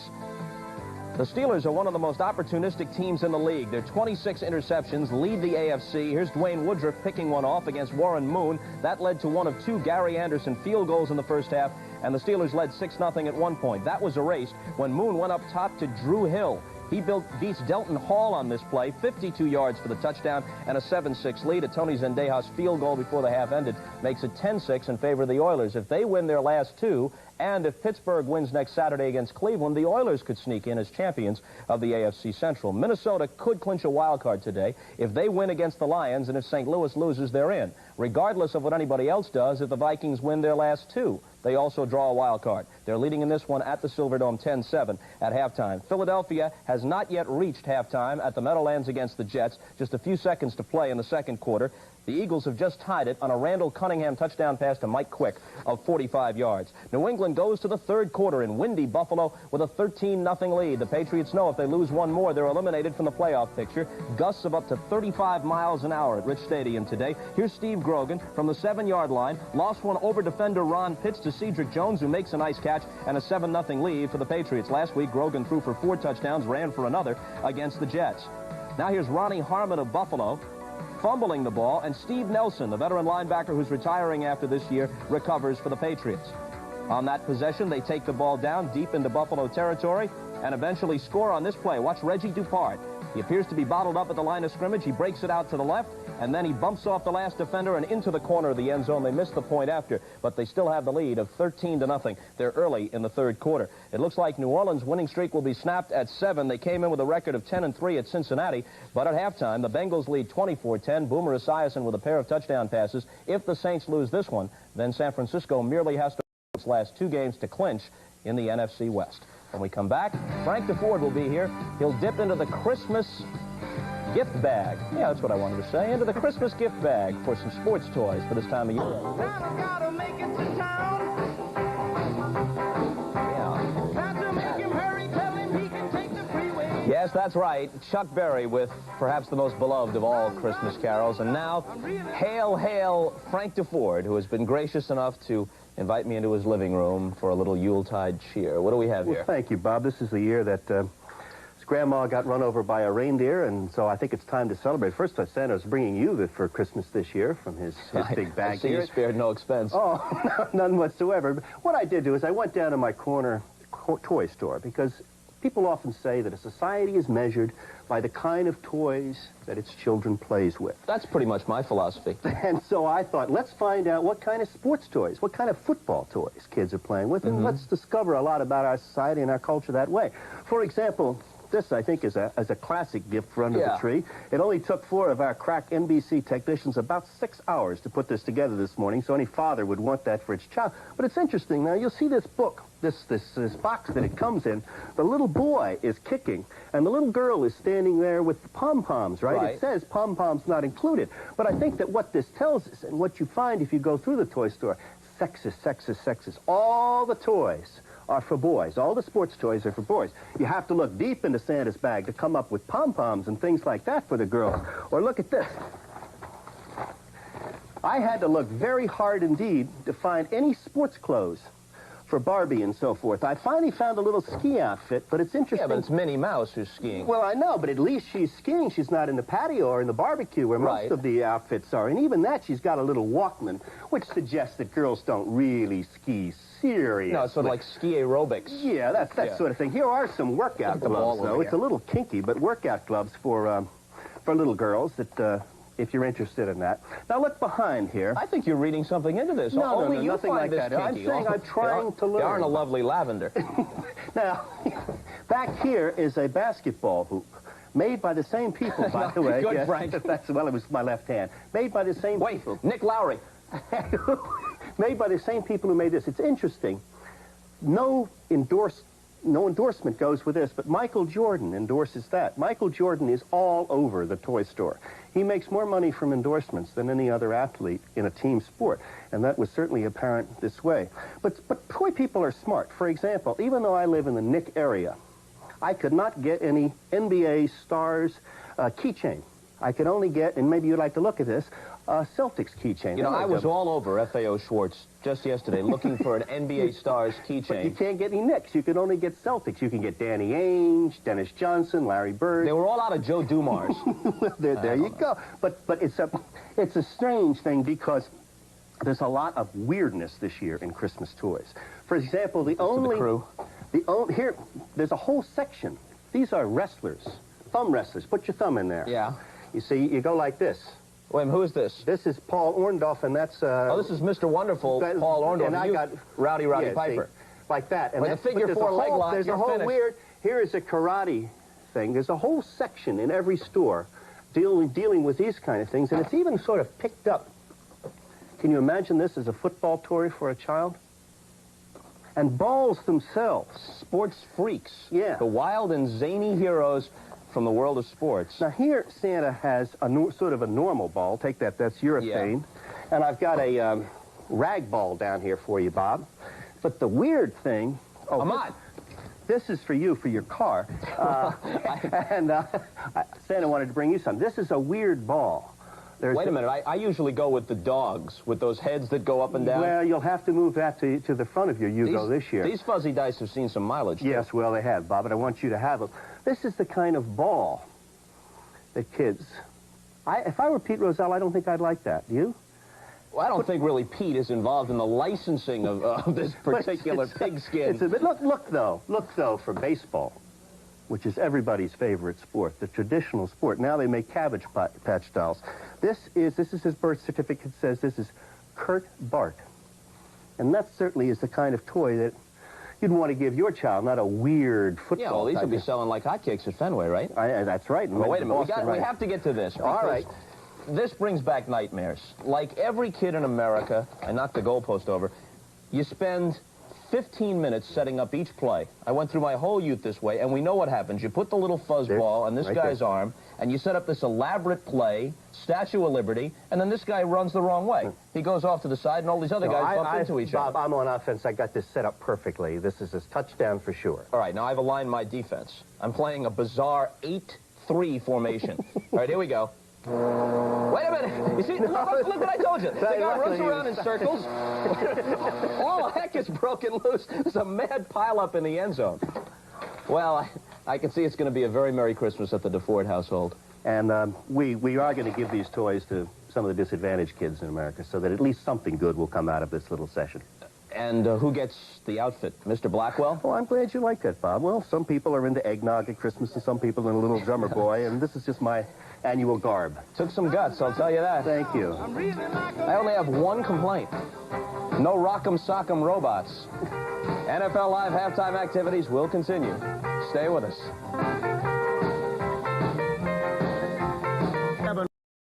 Against his defense, and the Seahawks weren't able to run the first half. Dick, I have the feeling that Seahawks almost gave up their running game coming in. They came in saying they wanted to pass. They've tried to run occasionally. They have not been able to do so. And I think that's really going to hurt them here in the second half because the wind is kicking up. Passing game is going to be a little more difficult because of the wind. And also, once you have said, in essence, we can't run the football, you really pass an advantage to the defense. Well, the game is there for the asking, and you get the feeling there's going to be that one big turnover that's going to spell the difference. The two touchdowns came on short passes. The first by Dave Craig to Darrell Turner, Turner's only catch of the first half. A very nice pass, and Turner going up high. As we said, Turner has not done much over the past few weeks, so that was a happy moment for him. And then play action fake to Payton, and a fine throw by Tom Zach to Emery Moorhead. His first touchdown reception of this season to tie it at 7-all. Even though the Bears have more than twice as many yards as the Seahawks this first half, it's tied at 7. They were squandering opportunities, the missed field goal, the block early, and of course that opportunity to first score in 6 quarters for the Bears. 17, the New York Jets. Seahawks will get the ball first to open this second half. This kickoff is sponsored by Budweiser, the king of beers. Kevin Butler to kick it off. Bobby Joe Edmonds. And then David Hollis to return. A day that has just been incredibly fortunate for fans, although the Bears would have hoped that it was uglier in terms of the rain and cold. Temperature must be around 40 now. Butler's kick. Edmonds takes it out of the end zone. Breaks into the clear at the 30 and a saving tackle. And a flag, 2 flags are down back at the 18-yard line. It looks like penalties will go against Seattle and will move this ball all the way back to the 10. A costly penalty for Seattle that looked to have excellent field position to begin this second half. On the run back, number 87. Illegal block in the back. above the waist. Wilbur 10 yards, Strozier. and it'll be first down. The illegal block and a good tackle by Will Johnson, although it's a moot point now. And Gary Fensick lost in the Peyton drama. Fensick from Yale, he's playing in his last regular season game, the all-time tackler, total tackles and interceptions in their history. Now, this part of the game is never easy. Well, watch Fensick as he is just leveled on that play by Tony Woods. He'll give you all he's got and then some. Seattle starting deep in its own end. Another flag down as Warner gets out to the 18-yard line. 2 flags down. There's a second flag here, I think, on Todd Bell. A flag on Mattis at the top, and I think they're going to bring this play and run it over again. Fred Silva. First penalty, I believe, is on number 70, Mattis, and it looked like there may have been a penalty on the tackle out of bounds against the Bears. 70, illegal block on the offense. 25, face mask, out of bounds on the defense. Play will go over. 3 plays. So no play. Let's watch it all the way through. There was the illegal block by Mattis, and there is the face mask at the end of the play by Todd Bell. So the play will begin again. Seattle coming right out to attempt the running game. We talked about the fact that they'd almost given up the running game coming in. They obviously want to try and establish something here to start this second half. Only 30 yards rushing for the Seahawks in the first half against the NFL's best defense against the rush. Down the middle to Largent. And he gets to the 34-yard line before Vesti Jackson can wrap him up. Largent, 25 yards on the play. Big catch. Here are the stats. You see that 30-yard rushing. The Bears have 74. Of course, the Bears with much more in the way of yardage. We mentioned squandering a couple of opportunities. 1 big turnover there. Time of possession very, very much in favor of the Bears, but the score deadlocked 7-all. Another fumble on the snap, and Craig falls on it. That's the second time that's happened today, and Craig fumbled on a third occasion. You've got to wonder what's going on down at the line of scrimmage, but Greg Fiesel really has a difficult job. Not only is he asked to come in and replace the starting center, but he's asked to watch a Bear defense that jumps around constantly. He has to be making calls down there because he's the only man that has his head out over that ball.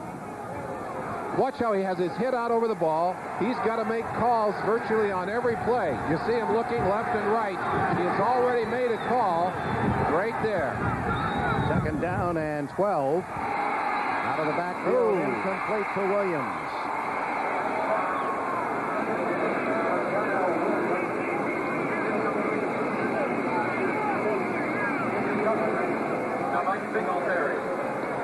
I hope Grant Fiesel's wife won't call and say, please, his name is Grant, not Greg. Well, Greg up there played with the Packers. We're wondering, wait a minute. Yeah. Singletary banged up on the play, and one of the stars of that defensive unit against the rush that the Chicagoans can ill afford to lose.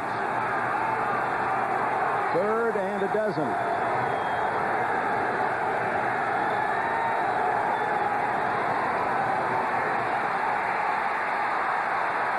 Good move by Craig. Another flag down as Craig slides to the 50, and Wilbur Marshall securing. Richard Dent says, just bring it back here, folks, because it ain't going to go nowhere. Costly penalties hurting the Bears in the first half as they messed up some opportunities, and here in the second half, penalties hurting on the other side. There's a lock inside by Ed Bailey, but I don't think that's the one they called. I think they called the one on the outside. So instead of the first down out at midfield, offense holding number 65. No, they did call 10 that yards, still 3rd down. Yeah, that was the one. Well, we saw the same one you saw. Well, Seattle marched back to the 22. Middle of your screen, 65 working on Dan Hampton, 99, and he's just got a lock from the backside. And I'll tell you, if you're an offensive lineman assigned to protect that quarterback, probably better off to hold because they don't call them all, believe me. Well, it's a 28-yard play, 10 yards on the penalty, 18 taken away, and now Mattis pulls up from his stance. That's another 5 yards for illegal procedure. Well, for a minute there, with that big reception to Largent, it looked like the Seattle offense was getting in gear. Right now, they're locked in reverse.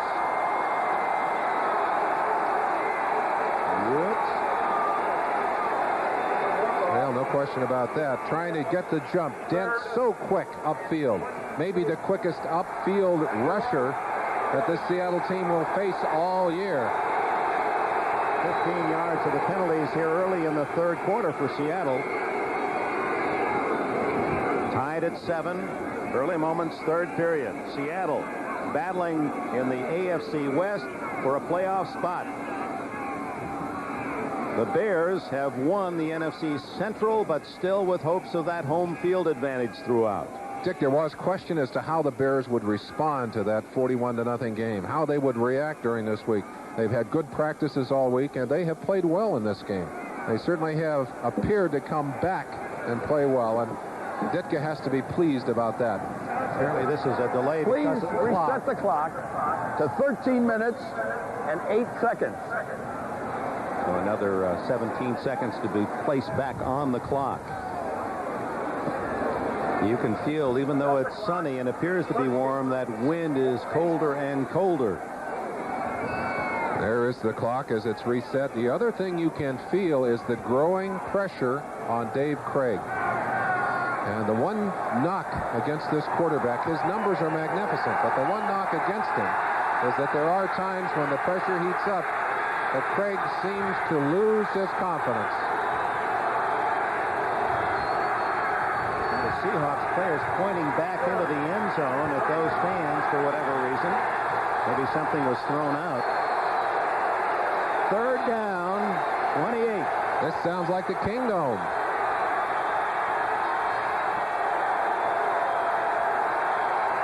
Well, Hampton was offside. John L. Williams doesn't get a thing. Wilbur Marshall brings him down. Good move inside by Grant Fiesel as he saw the defender offside and snapped the football on him. Offside, 5 yards. Well, Hampton trying to get the jump. You train a center offensively that when someone is offsides, doesn't matter what the count is, you go ahead and snap that football because you know you've got a free play and an instant 5 yards. Fiesel did that. Of course, they'll pick up the 5 yards to take advantage of it.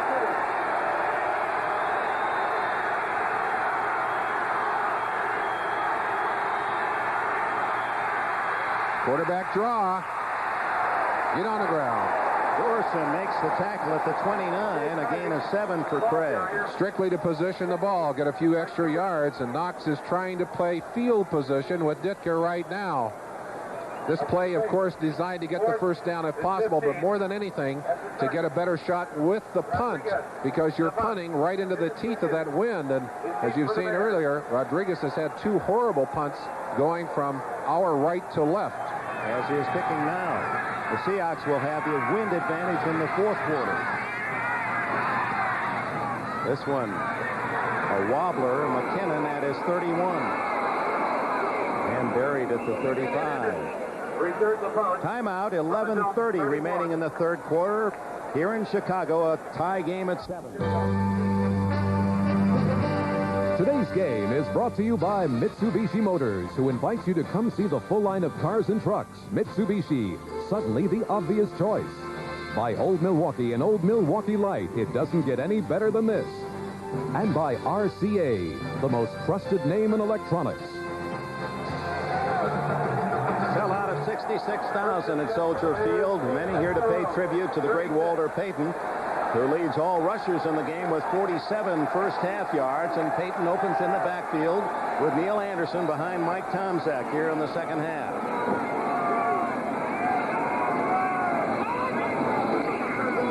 Anderson on the sweep. Anderson playing with a rib-in. Fumble. Ball is fumbled. And Bosworth comes up with it. It's going to be a touch. No. He may have a touchdown. He's to the 1-yard line, the 1-foot line, before he's wrestled into the end zone. They're calling it dead, I think, just inside just outside of the goal line, and someone is down on the field. Maybe one of the Bears down. A strange play, no whistle. Anderson came up out of the stack empty. The ball not there. Seahawks pounced on it, picked it up, carried it downfield. It may be Tomczak was injured. A blocker taking care. It is the quarterback of the Bears, and that'll be interesting on the replay, because from our angle, you couldn't see the ball pop free. Whether or not that was just a matter of someone reaching in and just wrestling it away from Anderson before he hit the ground. Tomczak up a little bit shakily, but up under his own power. Here's the end of the play. Let's look and see if we can see what happened here. Ball being stripped right there. Is that Freddie Young, 50? 55. The Boz has got it and took it away. Boz actually stealing the ball from Anderson while Anderson was still up. And then getting up off the ground because no one touched him to get all the way down just inside of the 1-yard line. Now, officials, I think, waiting for a review of that particular play. Well, that may be the biggest play the $1 million linebacker of the Seahawks has authored in this, his rookie year, and it's going to count. Well, I think he's glad they're not paying him by the play in this first year. They load him on down in Irving, Texas. So a steal by Bosworth as he had the momentum going. Anderson falling forward. He wrestled it away and takes it to the 1-foot line. 4 shots for Seattle to take the lead.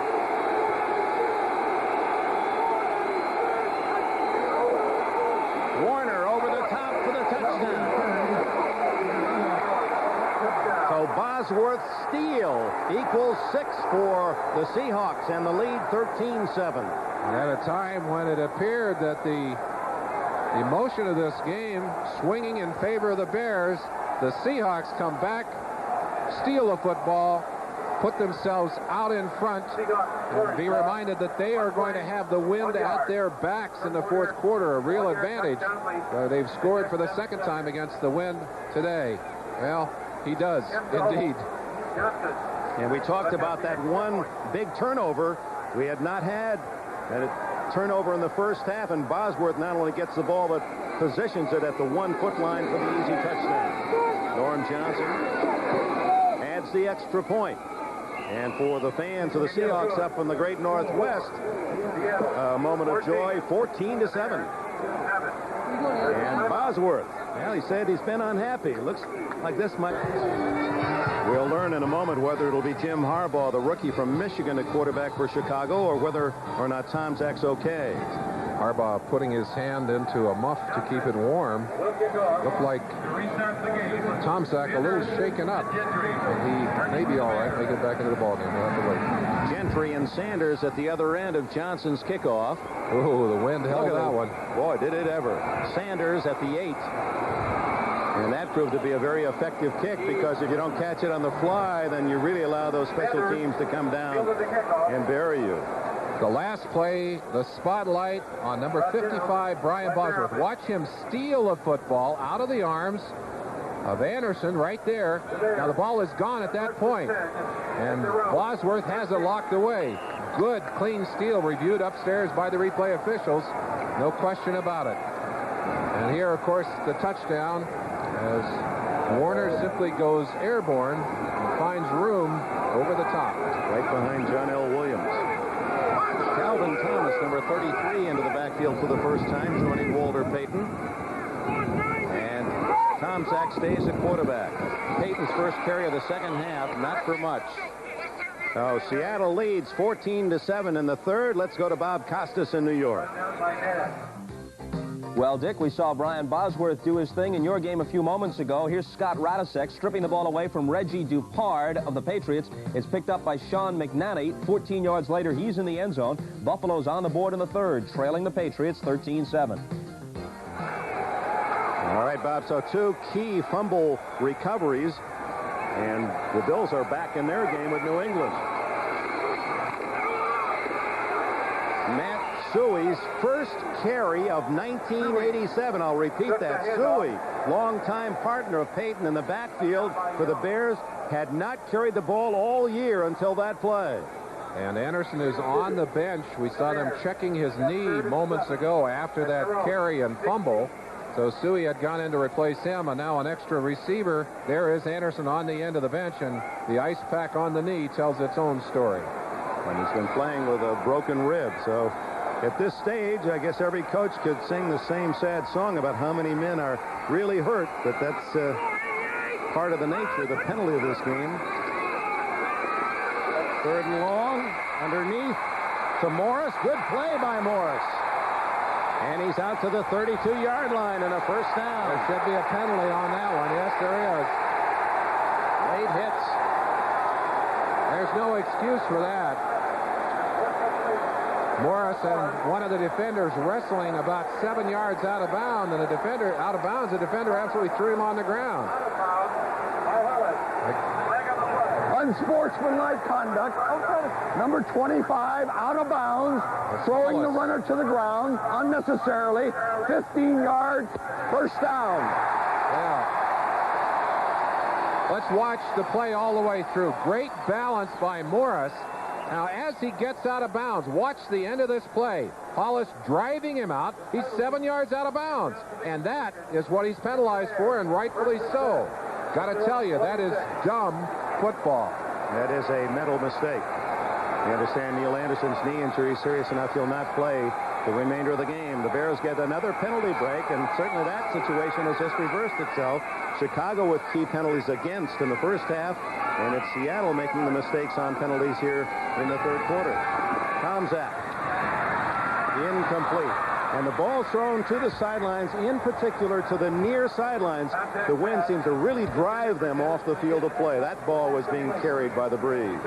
The way this stadium is built, Dick, this low-lying stadium, it really doesn't stop much of the wind.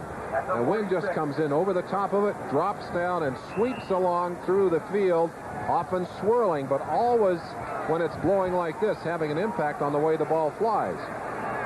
And it's hard to guess with it. You throw it downwind, it may just take off on you. And even the flags, as you look at them around the stadium, are contradictions. They don't know which way to go. On 2nd and 10. Big pressure screen. To Suey. Breaks a tackle. And he's to the Seattle 43-yard line. First down, Chicago. We've seen a couple of critical missed tackles on the day. Bosworth earlier. Fred Young had an opportunity to shut this play down for virtually no gain. Right in the middle of your screen, number 50. He's going to end up in position to make this play. But watch the end of the play right here. Misses the tackle. And Suey just pulls free and humps down that sideline for a first down. Joe Nash, the nose tackle, with good hustle to make the tackle. Trailing 14-7, 9 minutes left, 3rd quarter. The Bears have the ball, first down at the Seattle 42. Gavin Thomas, number 33, gets his first carry. He's a load, and he's got a first down to the 30. Thomas, a 245-pound runner out of the University of Illinois. Kept by Robinson, brought down by Easley. What a turnaround there. Look at that. Philadelphia getting back again over the top of the Jets. A fumble recovery for a touchdown by Buffalo to tighten the game with the Patriots, and New Orleans was down 21 points and has scored 21 unanswered to tie Cincinnati. Ringing the death knell for Sam White if he loses this one. Payton.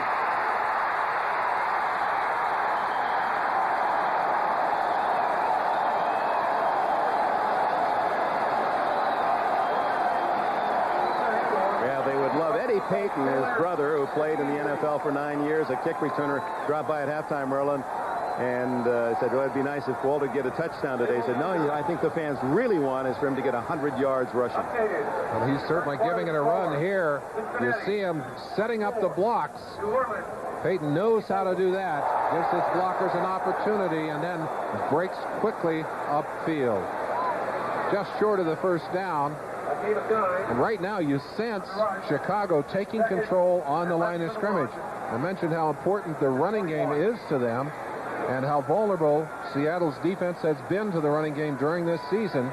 Right now, the Chicago offense exploiting that weakness. Payton has 57 yards today. That's best among all rushers in the game. It's been a long time. What, 14 games since he's had one over, 17 games since he's had one over 100? Long time. Building with each yard on his own all-time rushing record. Tom Zach, as they've done so often, just wedging in on that sneak for the first down yardage at the 20. You have to wonder if anyone will approach that record in time. I thought Brown's record might have been one that no one would touch, and yet here Payton is well beyond that. Of course, the question of staying healthy for as many years as he has, it's hard for me to believe that we're going to have another running back with that kind of longevity and that kind of talent. I mean, maybe one or the other, but not both in tandem. Well, it's a first down inside the 20, and Payton gets the call. Walter Payton to the 5. Eugene Robinson spoiled the party as you look into the box. The Walter Payton family and friends who are here to honor him today. A high school coach and a college coach, both of whom remember seeing Walter Payton make this kind of plays for them. And there he is down near the 5-yard line. Chicago trying to get themselves back on track. Again, classic Payton quickness and lateral movement. 71 yards for Payton.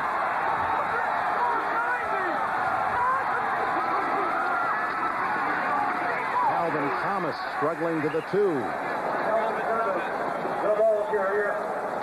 6:25 remaining third quarter.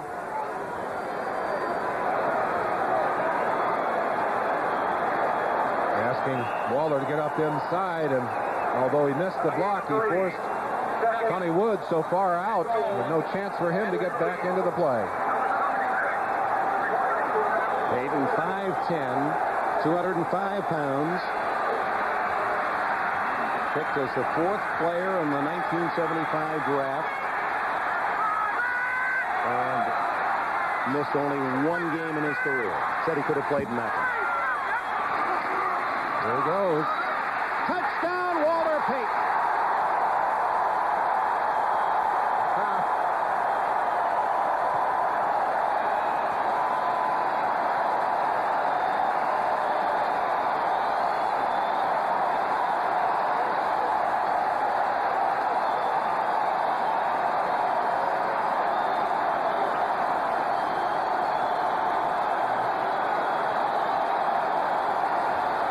His 109th rushing touchdown, an NFL record.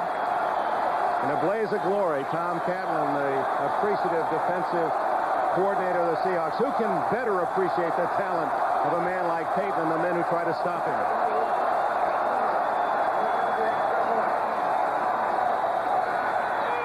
Butler trying to tie it up.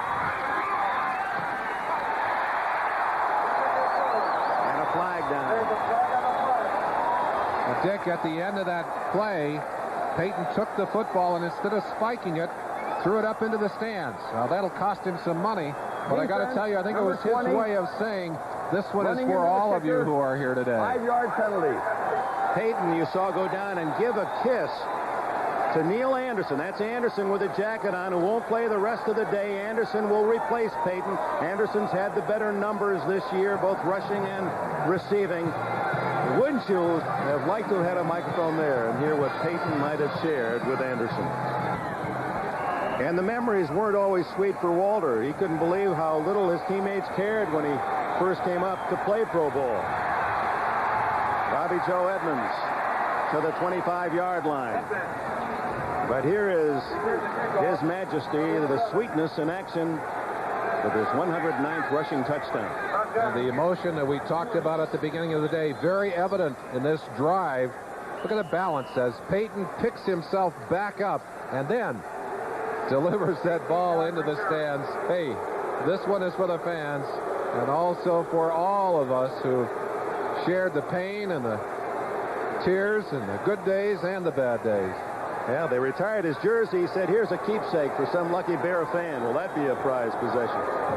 One of the things you wonder about, Dick, if Peyton's career had worked the other way around, if he'd come to championship teams and then had ended up with poor teams, would he have carried that same emotion all the way through? I don't know if he would have been able to carry that same intensity, but he has done it so very well.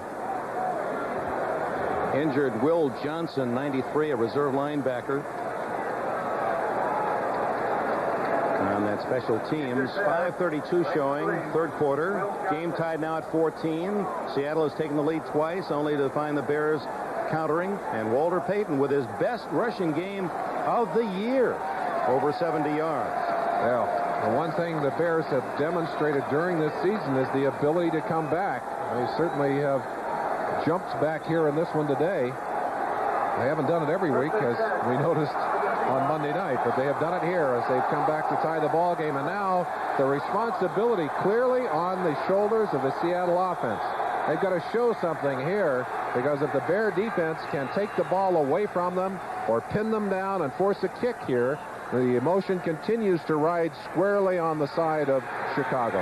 Now you get the sense that Peyton can't wait to get back in and carry again, and the fans certainly would be in full accord. Little screen is wide open to Williams. He's got blockers, 35-40. 2 men to beat. 40. 1 man to beat at the 30.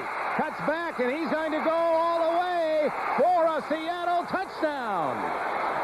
John L. Williams, a little screen that was wide open. They caught the Bears, trapped them inside, and they had better numbers going down the field. And I believe what they took advantage of was the reaction, the good reaction of the defense. I think it was a double screen.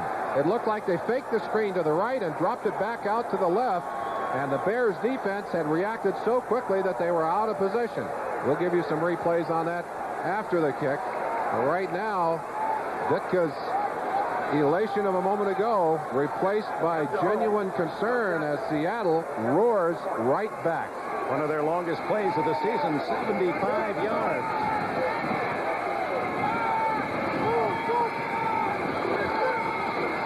Johnson adds the extra point. So just as the fans were elated with the Peyton touchdown and the tie, the Seahawks counter with a 75-yard scoring play.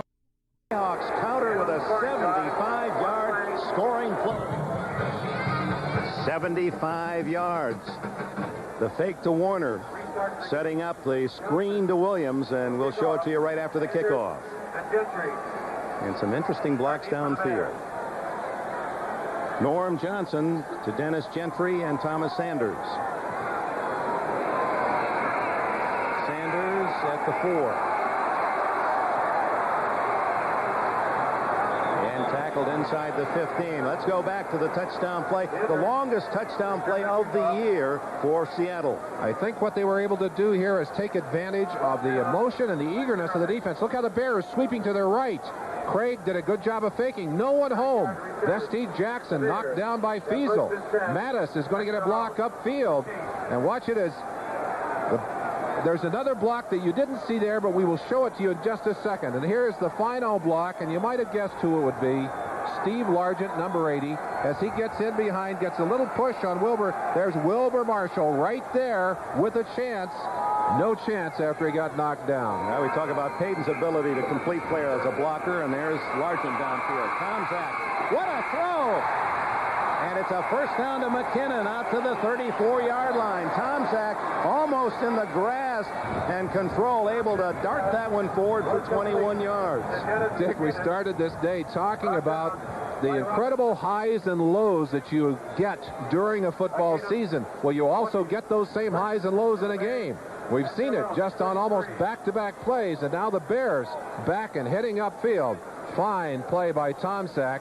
Watch Tomczak elude the rush here, and as he's heading for the line, just flick that ball. Good, strong pass. Oh, and boy, did he take a whop from Bosworth, number 55. Helmet to helmet. Terry Taylor made the tackle. First down at the 33. Reverse. Willie Gault slips down at the 40.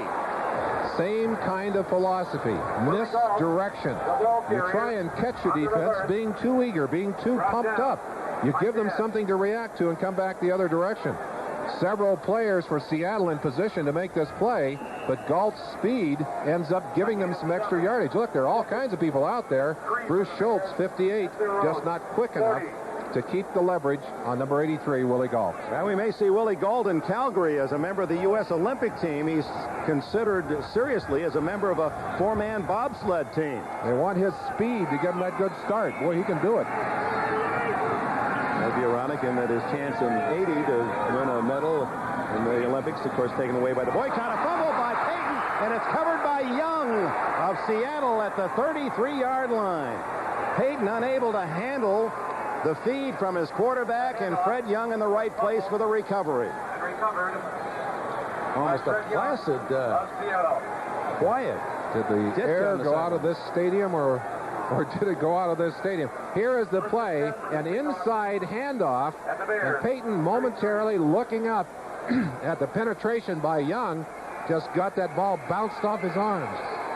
When you talk about the big plays in the game, the Bosworth fumble as he stole it from Anderson, took it to the 1-foot line for an easy touchdown, and then the 75-yard touchdown, and now another turnover. And the Bears have been guilty of too many of those this year, despite the fact they have an outstanding record.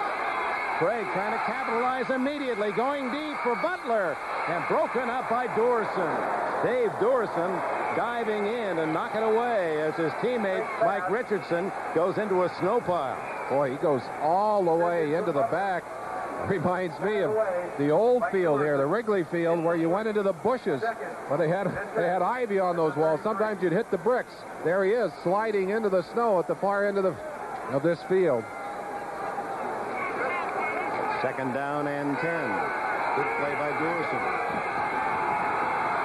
Largent to the near side. Butler to the far. And it's Warner. It's Dorson coming up to make the hit at the 29, along with Wilbur Marshall. Singletary there as well.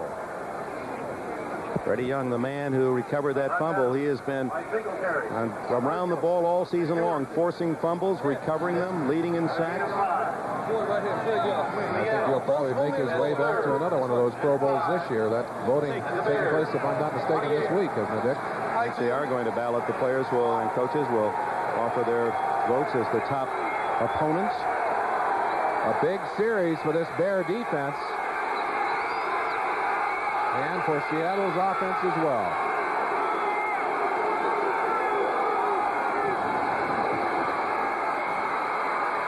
Butler, no first down. He's 3 yards short at the 27. Maurice Douglas, number 37, in the offseason earned some notoriety as a male stripper. Makes that tackle. Well, Mike Ditka said earlier this season, after the 10th week of the season, we know people cannot run the football on us.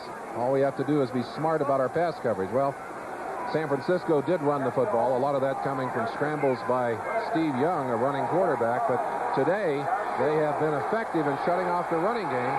Seattle has found other ways to score. 45-yard attempt by Norm Johnson. His first attempt of the game. Low, but far enough, and he drives it through. That ball wasn't more than 15 feet off the ground all the way. A line drive three-pointer for Norm Johnson, and Seattle builds its lead to 10. Kicking into the wind, he knew he had to drive it low. I'm surprised we didn't have more Bears with hands up. Had they had their hands up, they might have stopped it.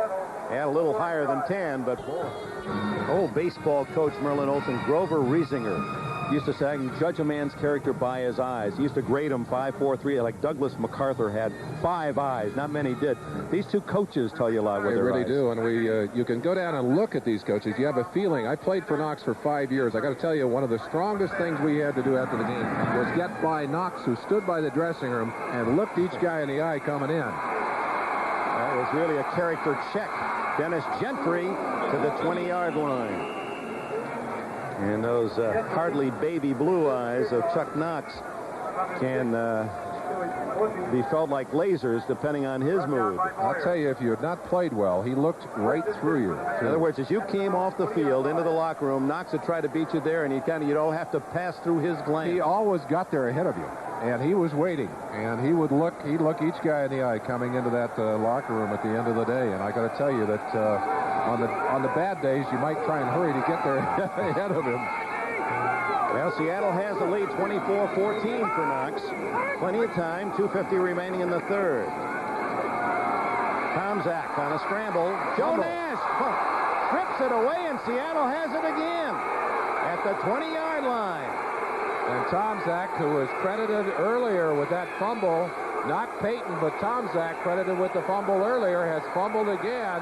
The bugaboo that rested so heavily on him last week with the 4 interceptions he threw in the first half, 6 turnovers overall last week, has come back to haunt the Bears here in the second half in particular.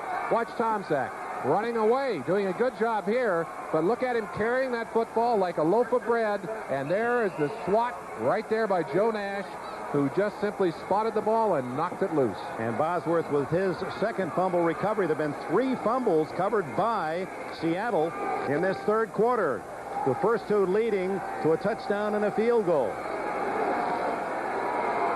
Now from the 20, Craig with a 10-point advantage and a chance to really make it tough on Chicago, as the Bears have to hope to at least force just a field goal. But it's Warner knifing off tackle for 6 or 7. Todd Bell, 25, with the stop. On the last turnover, Seattle had gone instantly for the points in the end zone with a deep pass. They reversed that philosophy here and give it to Warner on the little draw play. And there's the man who stripped it away, nose tackle, Joe Nash.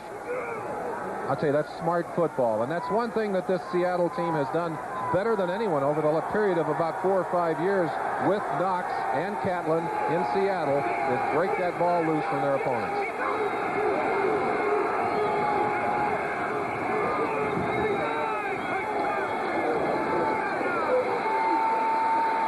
John L. Williams to the 11 will be a yard shy of a first down. Steve McMichael, number 76. William Perry, the 2 tackles, in on the stop. Mike Ditka crediting he's going to the Big Red. That's right, the cinnamon flavor. As Ditka yesterday said, McMichael, no one talks enough about him. He has been just a solid player game after game.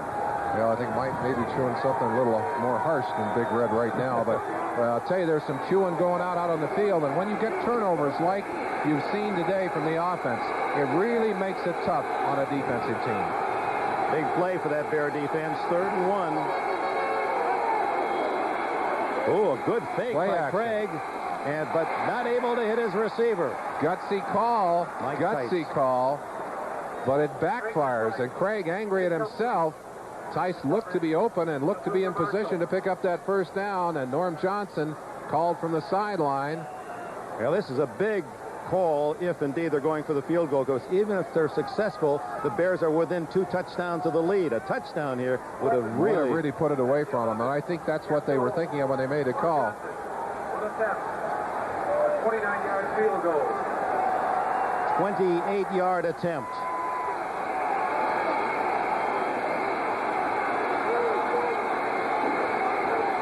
Woo! And Johnson nails it down the middle. So the 2 fumbles by Tomczak lead to 2 Johnson field goals. And with 1 minute 8 seconds left in the third quarter, it's Seattle 27, the Bears 14. Chance to watch Johnson. Mark Bortz literally pushing one of those linemen almost all the way back to the kicker.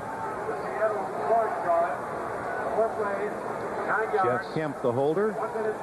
Kemp, the quarterback, and you always have the possibility of the fake. Forces you to respect it a little bit. There's Bortz, 62, as he almost found room to get all the way back to the kicker with his hands. Norm Johnson really has done a good job of kicking this year. He had some hamstring problems, actually some groin problems earlier in the year, and on a cold day like today, you really worry about a kicker trying to overextend and maybe hurt himself. A reminder, this telecast is presented by authority of the National Football League, intended for the private use of our audience. Any rebroadcast or other use of this telecast without the express written consent of the Chicago Bears and the National Football League is prohibited. Seattle in a position of at least quiet desperation, knowing that losses are going to send them home for the playoffs. Remember, last year they were 10-6, but lost out on the tiebreaker system as the Jets in Kansas City got in as cards. Sanders to the 26-yard line. Yeah, so much ahead. It's going to be a busy sports time on NBC these holidays.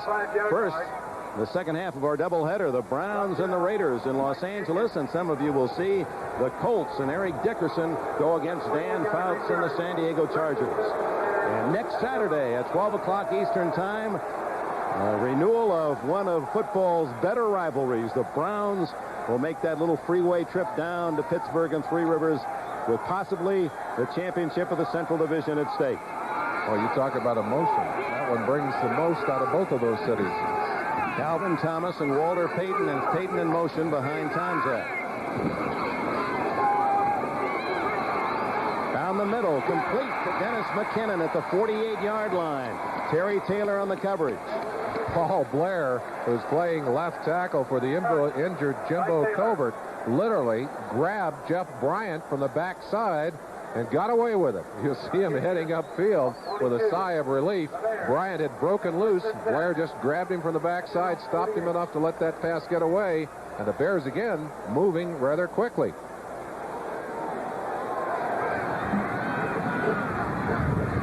Clock ticking away, final seconds of the third quarter, 20 seconds.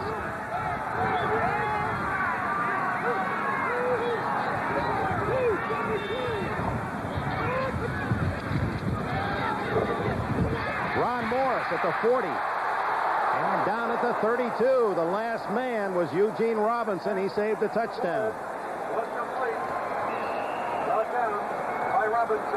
20 more yards for the Bears at the end of the third quarter. A big quarter for Seattle. 27-14 Seahawks. As you see, Morris making the catch and kicking free, and will return to Soldier Field in Chicago for the fourth quarter after these messages from your local station. Open the fourth quarter in Chicago. The Bears trailing Seattle 27-14 have a first down inside the 35 of the Seahawks. Calvin Thomas. Boy, you could hear the thuds as he barreled into the defensive linebacker Fred Young, nearly 10 on the play. Let's go to NFL Live and Bob Costas. All right, Dick, here's the situation in Buffalo. 4th and 3 from the New England 5, trailing 13-7. The Bills do not go for the field goal. They try for the go-ahead touchdown. Kelly has lots of time, but the Patriots have all the receivers blanketed. The pass falls incomplete in the end zone. The Pats continue to lead 13-7 late in the fourth. Now that all to the dismay of the Buffalo Bills fans. Here it's the Bears fans trying to spur the Chicago offense. On first down, nothing there. There really is a sense, Dick, of Chicago dominating on the line of scrimmage. But Seattle finding a way with the big plays to win here in the second half. The Houston Oilers up by 4 at home against the Steelers. Houston still with designs in the playoffs. New Orleans with an incredible comeback in the second half. 21 points to tie the Bengals, and it's still New England, as you heard, leading at Buffalo by 6.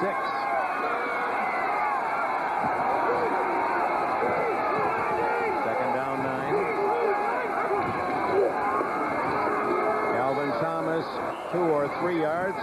Well, before we come up with our football next weekend, as you see, an injured player, Mark Bork, 62, gets up. We all have our Christmas wishes. Do you have looking for anything special? Well, I think my wish would be able to spend a few pleasant days with my family. It's been a busy fall, Dick, and I know that it's a time when you enjoy being with your kids and your loved ones. And well, let's see here. The Bears fans have an offer, too. They have a definite wish. Santa, please. Well, hey, that's one of the better signs of the year. That moves into the top 10. I got to tell you, there are about 27 other teams around the league who've put in a similar wish. That's right. Well, Peyton's had a good day on this, his day of celebration, retirement of his number 34 pregame ceremonies. On 3rd and 5, Tomczak What a catch by Gentry. A one-handed stab. Dennis Gentry to the 10. Tomczak rifled that shot. Gentry using those gloves to control it with his left hand. Gentry coming left to right across your screen right there. And watch him as he just sticks that hand out, controls the football, brings it in.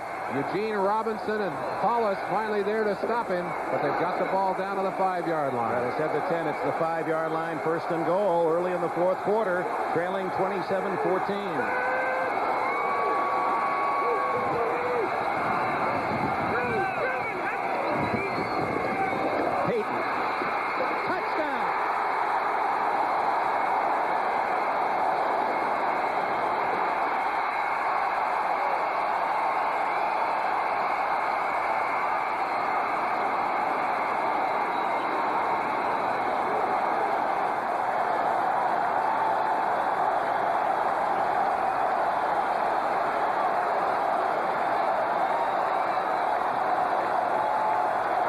His 13th season has been his worst in many ways statistically. Neil Anderson had taken over the role as the top rusher and receiver, but he has saved his best game of the year for this one. Trouble with a snap, but a good job on the hold by Tomczak to get it down for Butler, and the Bears, growling again, are down by only 6.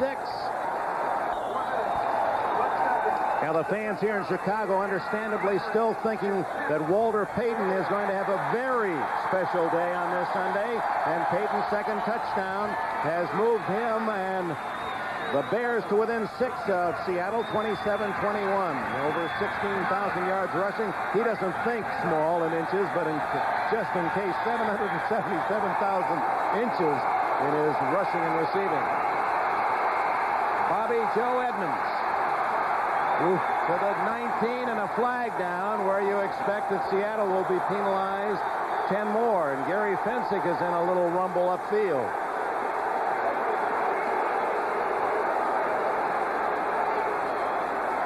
Nothing serious in that confrontation, but it appears that Seattle will start from their own 10-yard line.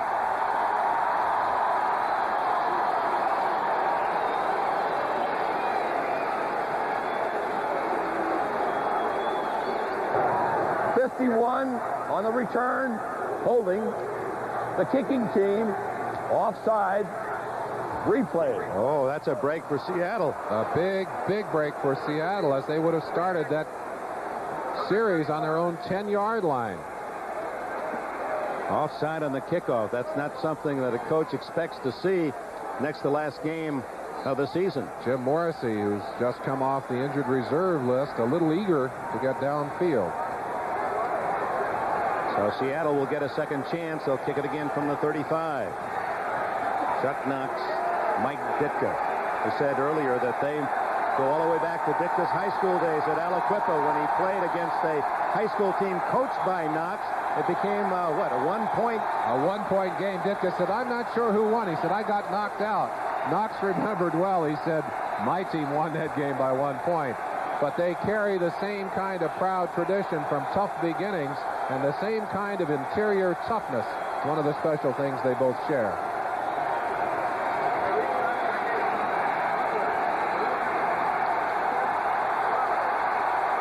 Merlin Olsen, Dick Enberg at noisy Soldier Field in Chicago.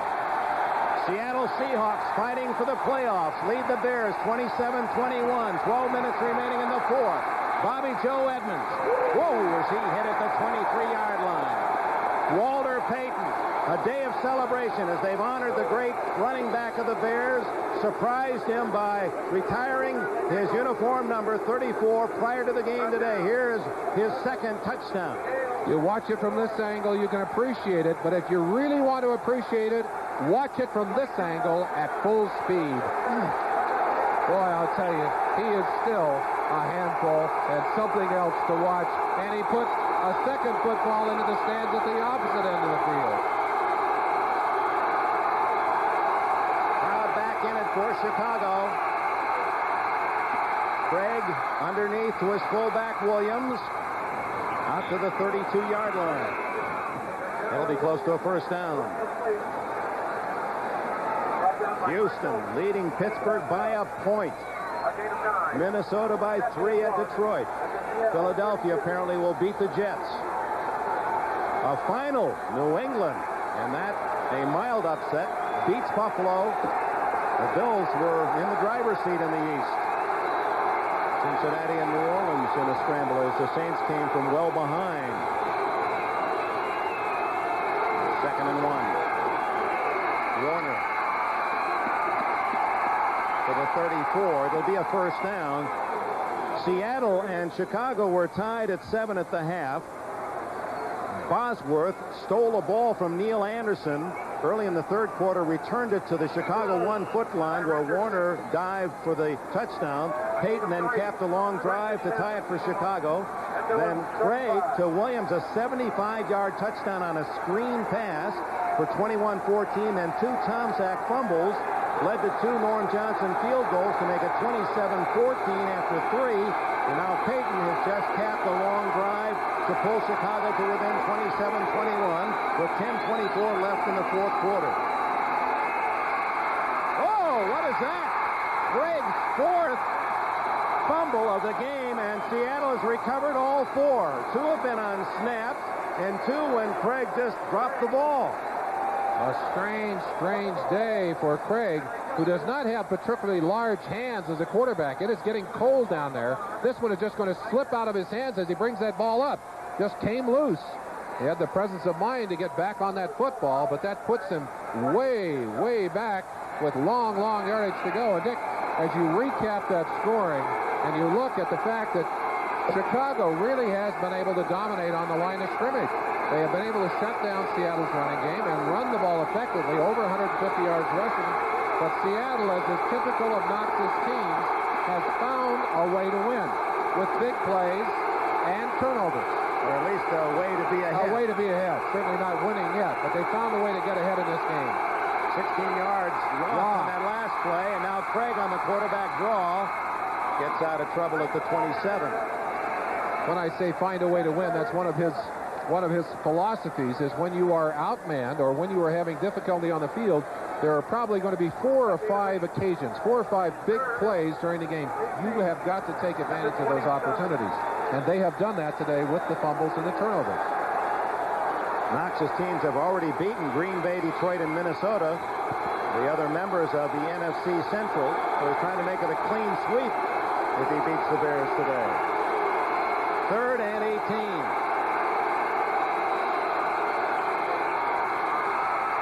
Good protection. And a good throw to Butler and a saving tackle. He was down, no fumble. He was down at the 40. He's down at the 40, but he's short of the first down, and they'll have to kick it away. But the one thing they get with that pass is much better field position for their defense. Ditka pumped. Here's the catch. The ball will come loose, as you'll see, after contact with the ground. So there is no fumble there. And now, of course, Seattle will be kicking with the wind. They've had real trouble kicking into the breeze today.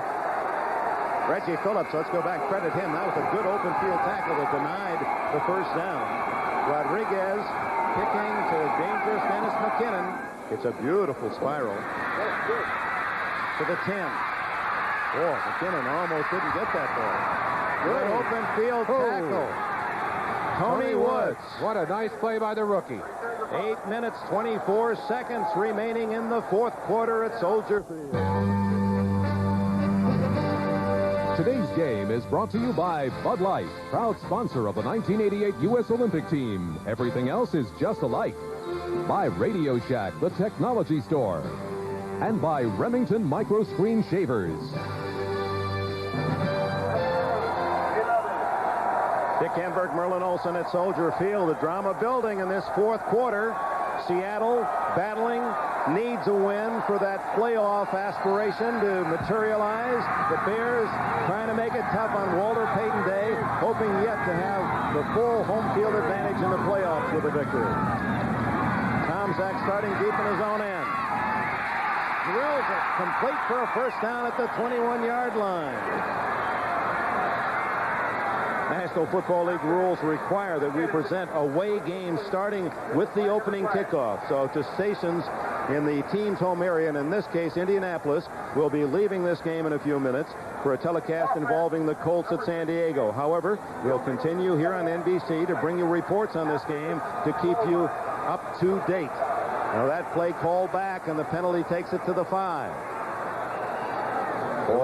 The real penalty here, Dick, is facing that wind. You've seen what it does to the punting game. It makes it difficult for long passes and really helps the defense because they can play a much shorter field. Difference of the game in the moment. At the moment, 2 field goals that followed 2 Mike Tomczak fumbles. He'll throw it from his own end zone. There'll be a penalty on Boso, against Boso. The tight end was knocked down at the 40-yard line, didn't have a chance. Terry Taylor appeared to trip him up. I don't think there was a chance of catching that football, and that's the kind of mistake that kills you defensively. Terry Taylor did not know where the football was. He'll just knock that backup tight end right off his feet. I don't think there was a chance that he'd catch that football, Dick. 7 yards downfield is where it landed. Big conference going on the sideline. If they rule as you saw it, Merlin, then it is just an incomplete pass.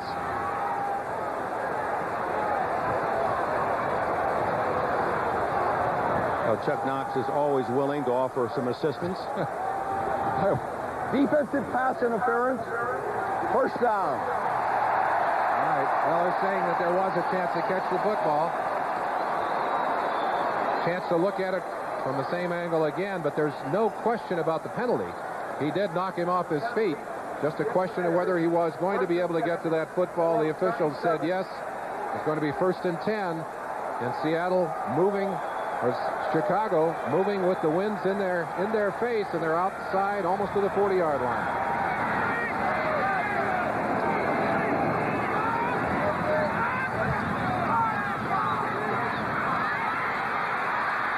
Caught from behind as 79 Jacob Green makes the tackle.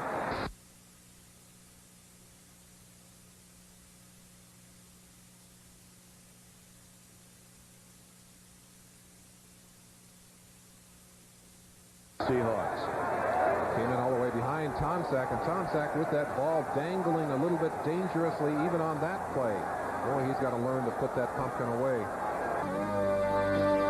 The National Broadcasting Company presents the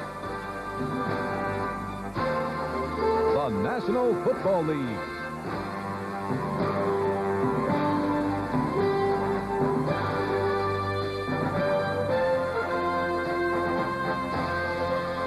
Today, from Jack Murphy Stadium, it's the Indianapolis. A good deal during this game. Schultz behind Bozo as Bozo comes across the field. Had no chance there, but that ball just bouncing right through the hands. And again, you got to feel that there was a lot of volume on that pass as Tomczak was running to his left and really fired that football. Tough to handle on a cold day. 7 minutes, 4 seconds remaining. A good third and 11 for Chicago.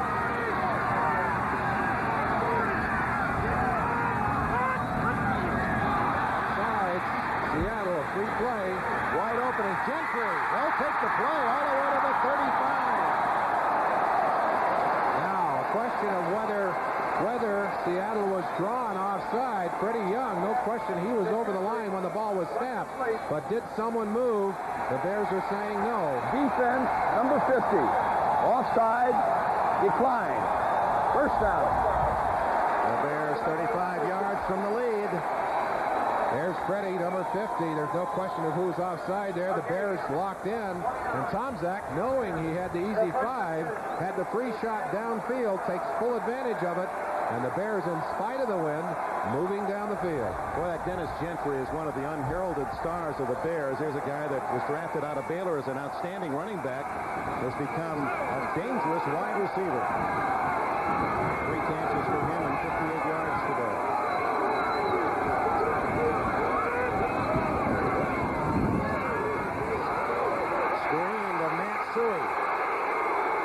And despite the injury to Neil Anderson, the leading rusher and leading receiver for the Bears this year, Suey, Thomas, Sanders, Payton have picked up the load. 8 yards for Suey, seldom used on offense this year.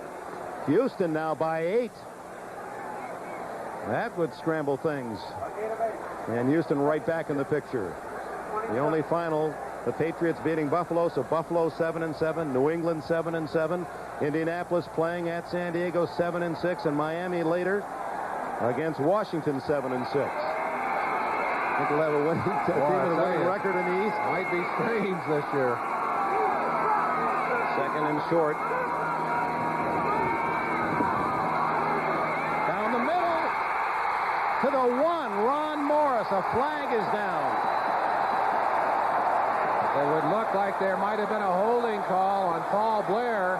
Jeff Bryant up to celebrate, but let's see what they do. And boy, that would be a death blow as Chicago has marched repeatedly against this Seattle defense today. It's not been the fault of this offensive unit of Chicago. They have moved the ball for big yardage. Offense, number 68, holding. 10 They're yards. replacing the talented Jim Covert at left tackle.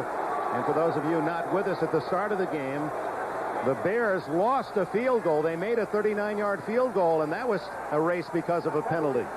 You can't see number 68. He's just at the top of your screen. There it was, just a takedown as he grabbed the inside arm.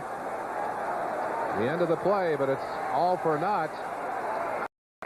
Easier to see from this angle. Bottom of your screen. Boy, he's got the head and the shoulder and the arm all in one grasp. So instead of 2nd and 2 or 1st and goal at the 1, it's 2nd and 12. Now, it has to be so tough because the offensive linemen get away with so much in this era. You wonder when you do finally throw the flag. They certainly do. They're putting some time back on the clock, Dick. Boy, this has been a game of real ups and downs for both teams. We mentioned that Seattle has had trouble controlling the run throughout the year. The Bears have really kept themselves going with the running game, and by forcing Seattle to honor that run, have opened up room for Tom Zach on the passing game. 14. It's 6:03 right now. They're going to put 11 seconds back on the clock. A delay for that. We've had that problem 3 times today. Well, you would think that certainly Chicago wants as much time as possible. They're behind in this ball game, but they're only behind by 6 points. A touchdown puts them ahead.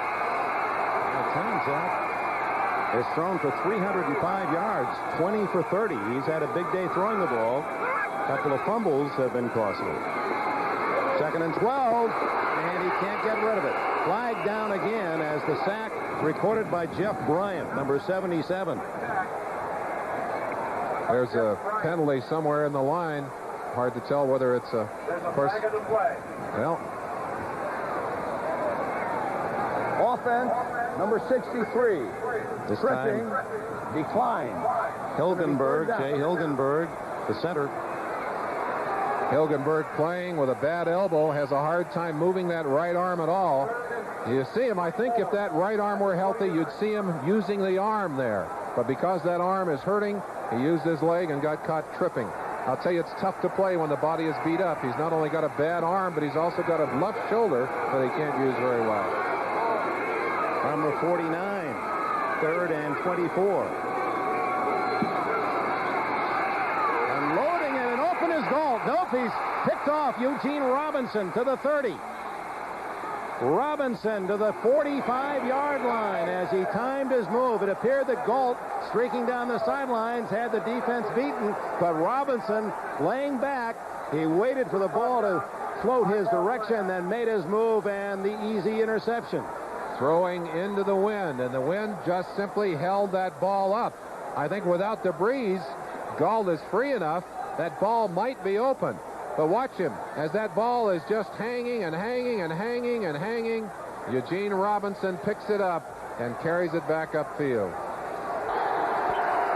A bright scholar out of Colgate, Eugene Robinson, with his 2nd interception of the year. Seahawks own the ball at their own 45. 27-21 the score. Kurt Warner. Mike Tomczak has been criticized for not looking off the defense. But watch him here on this last interception. He'll look to his right, even fake to his right there, and then come back to gulp deep. He set the play up beautifully, but the wind held the football up long enough for number 41, Eugene Robinson, to recover and make the interception. And Tom Zach has to feel very sad about that. He did everything they asked him to do, and it ended up going back the other way. What a tough 2 weeks he's had. 2nd and 9. Draw to Warner. Oh, those are Walter Payton moves to the 41-yard line. Warner's first good run of the day, Dick. He has really been bottled up all day long. A credit to the run defense of the Bears. But in this situation, I'll tell you, you can't hold the great backs down. I mean, you can stifle them, but you can't keep them from breaking away all day long. 50 yards for Warner, and there's the total yards. Look at the total yards. Now, there's no question who has dominated this game in terms of yardage, but I got to tell you, statistics don't mean anything in that final score. The Seahawks have gotten the turnovers, and they have gotten the big plays to put themselves on the board. 5 turnovers to none for Seattle. Donnell Williams, look out. Fumble! He's out of it, the 29. Seattle recovers. Boy, sometimes it's just the way that ball wants to treat you. Ask Dan Reeves out in Denver. I got to tell you, that ball is not round, and it can bounce some funny directions. You watch it at the end of this play. A wonderful run by John L. Williams. Great power as he pulls again out of the tackle of Singletary to get an extra 8 yards. Ran into his own man. That's Butler, the wide receiver. Ball on the ground, but he's on it quickly. And there are the turnovers on the day. Wow. That is the biggest and most important statistic of all. Hard to overcome 5 turnovers on the day. 6 turnovers the first half against the Bears last week. That's what really got them in trouble against San Francisco. But the Bears trail by only 6. For Seattle looking for at least a field goal to stretch that out to 9. Warner taken off his feet at the 21-yard line. What a hit by Wilbur Marshall. Good block by Mike Wilson, number 75, the big tackle out in front. Warner's still on the ground. He may be unconscious. He really got socked. Teammate Steve Largent, that could be critical to Seattle's hopes. You don't lose a man like Warner without it penalizing. He's trying to get his air. Watch the hit. And Warner trying to tiptoe that sideline, loses his balance, and boy, that's head to head. Helmet right into the chin of Warner. You'll get a chance to see it here. Watch Warner's helmet come flashing back at you as he just catches the shot from Wilbur Marshall right there. Woof. Boy, I'll tell you, there's some whiplash in that. Warner's up and walking, but I got to believe that there are a few stars circulating in his head right now. Check of our 10-minute ticker. Houston still by 8. Not a final yet. Minnesota has beaten Detroit, so the Vikings go 8-6. Philadelphia apparently a winner. New England keeps its hopes alive with a 13-7 win, and New Orleans' lead is 10. And you have to wonder what this game might have been like had this man had a helmet on today instead of dark glasses. Now they're talking now they may try to get him healthy for the playoffs, not play him next week either. He makes a big difference in the confidence level of this entire team. There's something special about him. Eric Lane replaces the injured Warner, and John L. Williams has the first down and more inside the 15 of the Bears. Clock running to 3:20.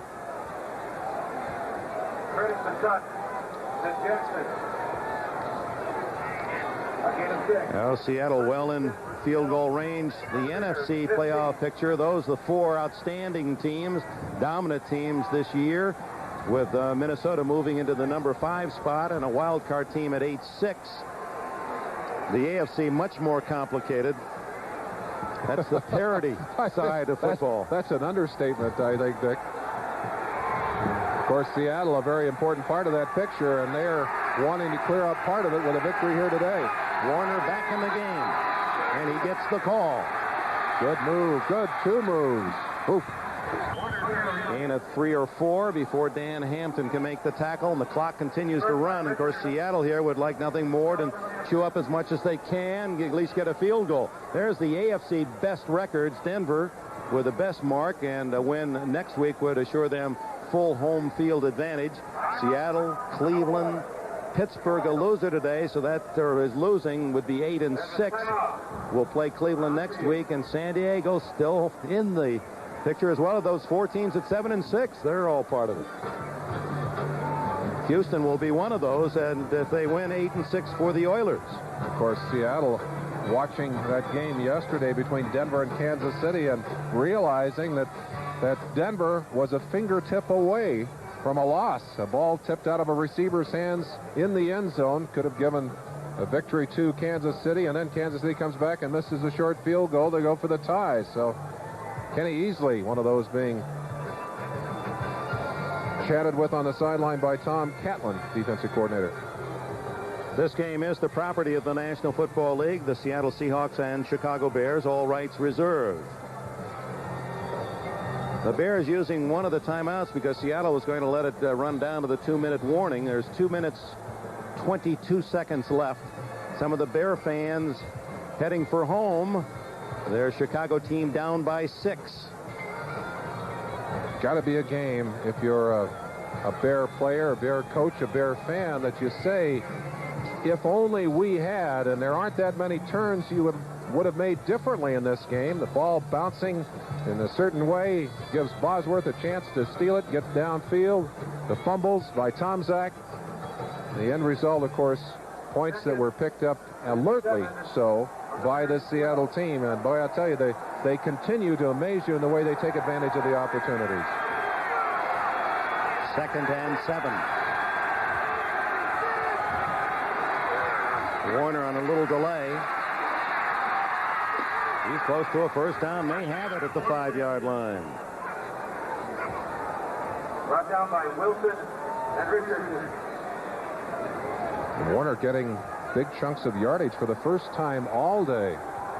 Otis Wilson slow and getting to his feet. We mentioned that he had just come back from a knee injury, injured his shoulder in last week's ball game against San Francisco. Was not sure how long he would be able to go today. You see him lifting that left arm. That's the one that is hurt.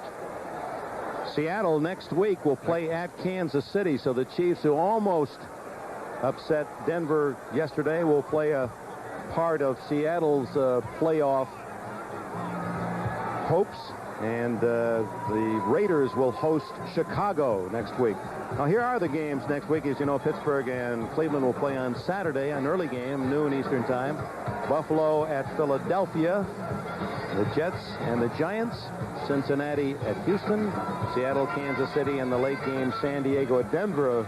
Obviously an important game in the AFC West. Has there ever been a season where so many games were significant so late in the year? And we have 2 of them as the second half of our doubleheader. We'll be a little tardy in getting to those games. But you'll be seeing either Cleveland and the Raiders in Los Angeles. We should be getting some scores on those on our next ticker. And Indianapolis will be at San Diego.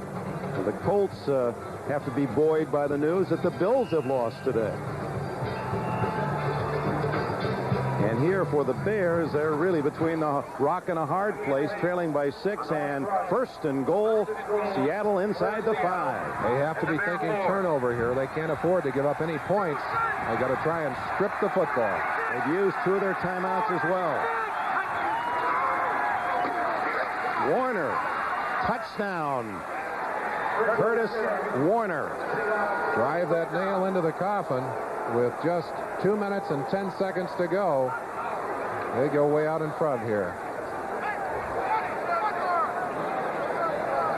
Well, with the loss by the Bears, perhaps it was appropriate that the ceremony took place today for Walter Payton. Everyone said, well, why not wait to the playoffs? We can salute him then. Well, who knows? It's conceivable now that the Bears may not have the home field advantage, depending on, of course, so many other games as well. But the Bears apparently will drop to 10-4. You have to believe that coming into this game, much easier for Knox to motivate his team with so much at stake than Ditka. Dick's Bears have played well today, Dick. Kurt Warner, quiet in the first half, suddenly comes up with a pretty good day at that. 75 yards rushing for Warner, and he matches Payton's 2 touchdowns. And most all of it here in the fourth quarter at a time when they needed to take control. They have not been able to control the line of scrimmage all day long. Passing game has been effective. The turnovers have helped them. But finally, here in the fourth quarter, they get the running game cranked up, and they get in for go-ahead points and really give them a nice cushion. Stuck in a final, Houston has defeated Pittsburgh 24-16. So the Oilers and Pittsburgh both at 8-6.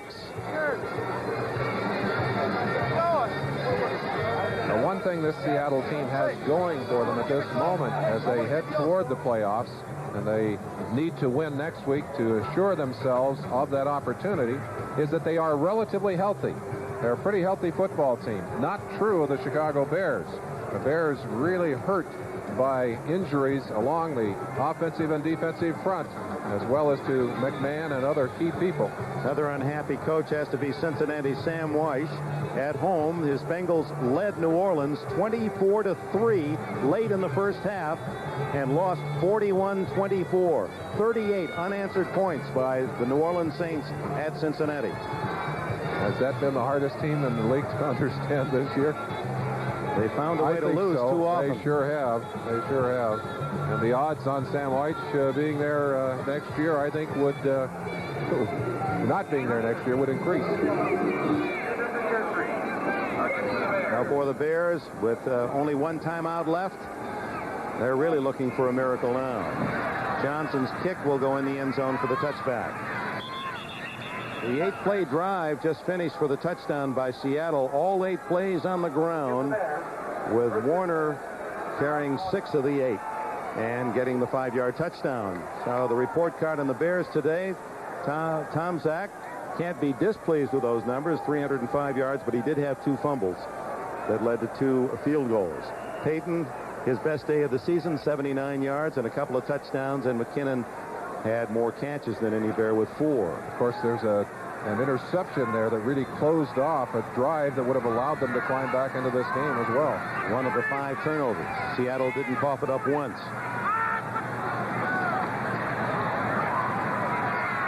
Underneath, Willie Gault for 5 yards. And the 2-minute timeout comes with 1 minute 58 seconds remaining, and Seattle in control. 1985. Hard luck Tampa Bay fights back to take a fourth quarter 27-24 lead over the Rams on a perfect Steve DeBerg strike.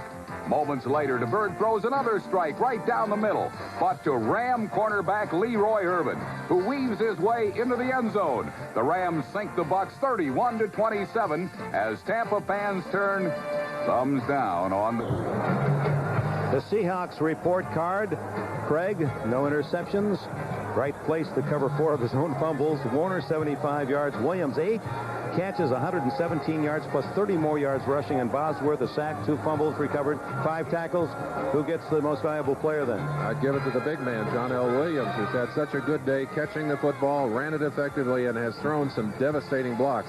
But we had pulled out of a lot of tackles today as well. The way I'm hearing it now, it was very close. It was a tie, but Williams did win better haircut. On the basis of a better haircut, John L. Williams, Most Valuable Player Award, sponsored by Budweiser. Today's MVP, Mr. Williams from the Seattle Seahawks. Budweiser makes a contribution to the United Way on behalf of all MVPs selected in games around the NFL.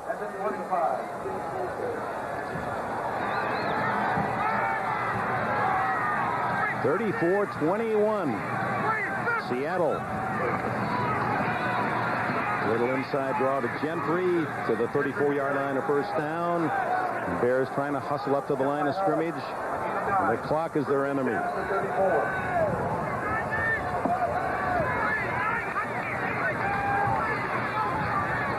Tom Zach. Deep down the middle to McKinnon, incomplete. And again, the win a factor on that kind of throw as it floated behind McKinnon. Well, before we go to the second half of our doubleheader, here are the other scores. Houston a winner, right back in the thick of things. Minnesota 8-6 now with a win at Detroit. Philadelphia still not over yet, 38-27 against the Jets. New England They're still there, 13-7 at Buffalo, and New Orleans 38 straight points. Now the late games that you're going to be seeing, Cleveland leads early against the Raiders, and Indianapolis and San Diego are tied.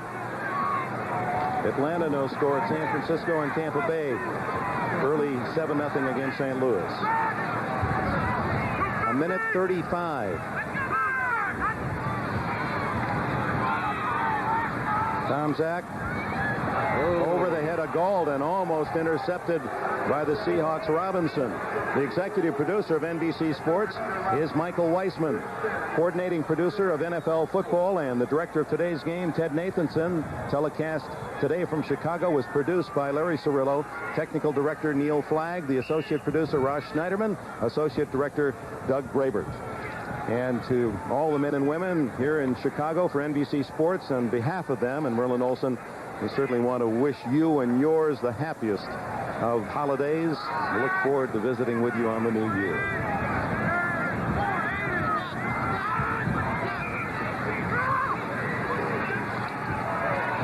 Fumble. Tony Woods creates the fumble, and Keith Van Horn falls on it for Chicago back at the 25-yard line. That'll bring up 4th down. Again, that ball bouncing loose. We won't have to credit Tom Zach with that one. That one simply knocked out of his hand. Going to call it an incomplete. Call it an incomplete pass? Well, generous. Okay. That looked like a fumble to me. Yeah, thanks to our capable statistician, Joe Costanza, John Englert, Gil Haggard, Andrew Rohn, Mark Grossman, Phil Olson for their assistance in the booth.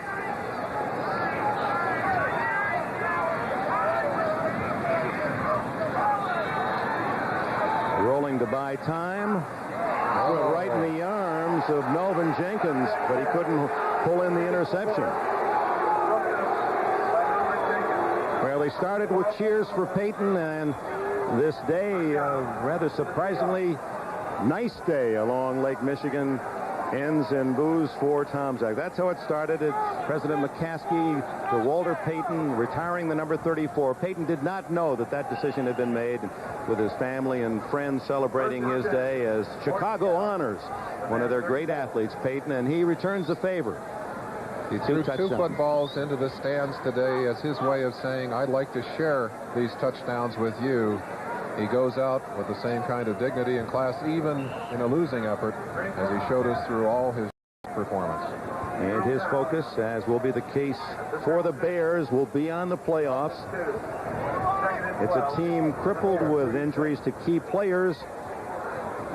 By winning the Central Division, they will get the week off for the wild card. And Mike Ditka hopes that wounds will be healed and that he'll be healthy enough to be a major factor in the playoffs. Well, that week would certainly help, but I'm afraid it's not going to bring everybody back to health. And I'll tell you, this is still a team to be reckoned with. They play tough defense with McMahon back in. They gain new dimension offensively, and of course he will return either next week or in time for the playoffs. But they're a lot tougher in a bad weather game when they're playing here in Chicago. I'd love to have it here. The weather today really was an ally for Seattle. The sunshine for the Seahawks. Please drive carefully. Walter Payton, our last chance to say thank you to you for the thrills you provided us. As the final seconds tick away here in Chicago, sad but true, you still got to win the game. Standing ovation. Great cheers for Payton early. Not many folks left to say. Third quarter.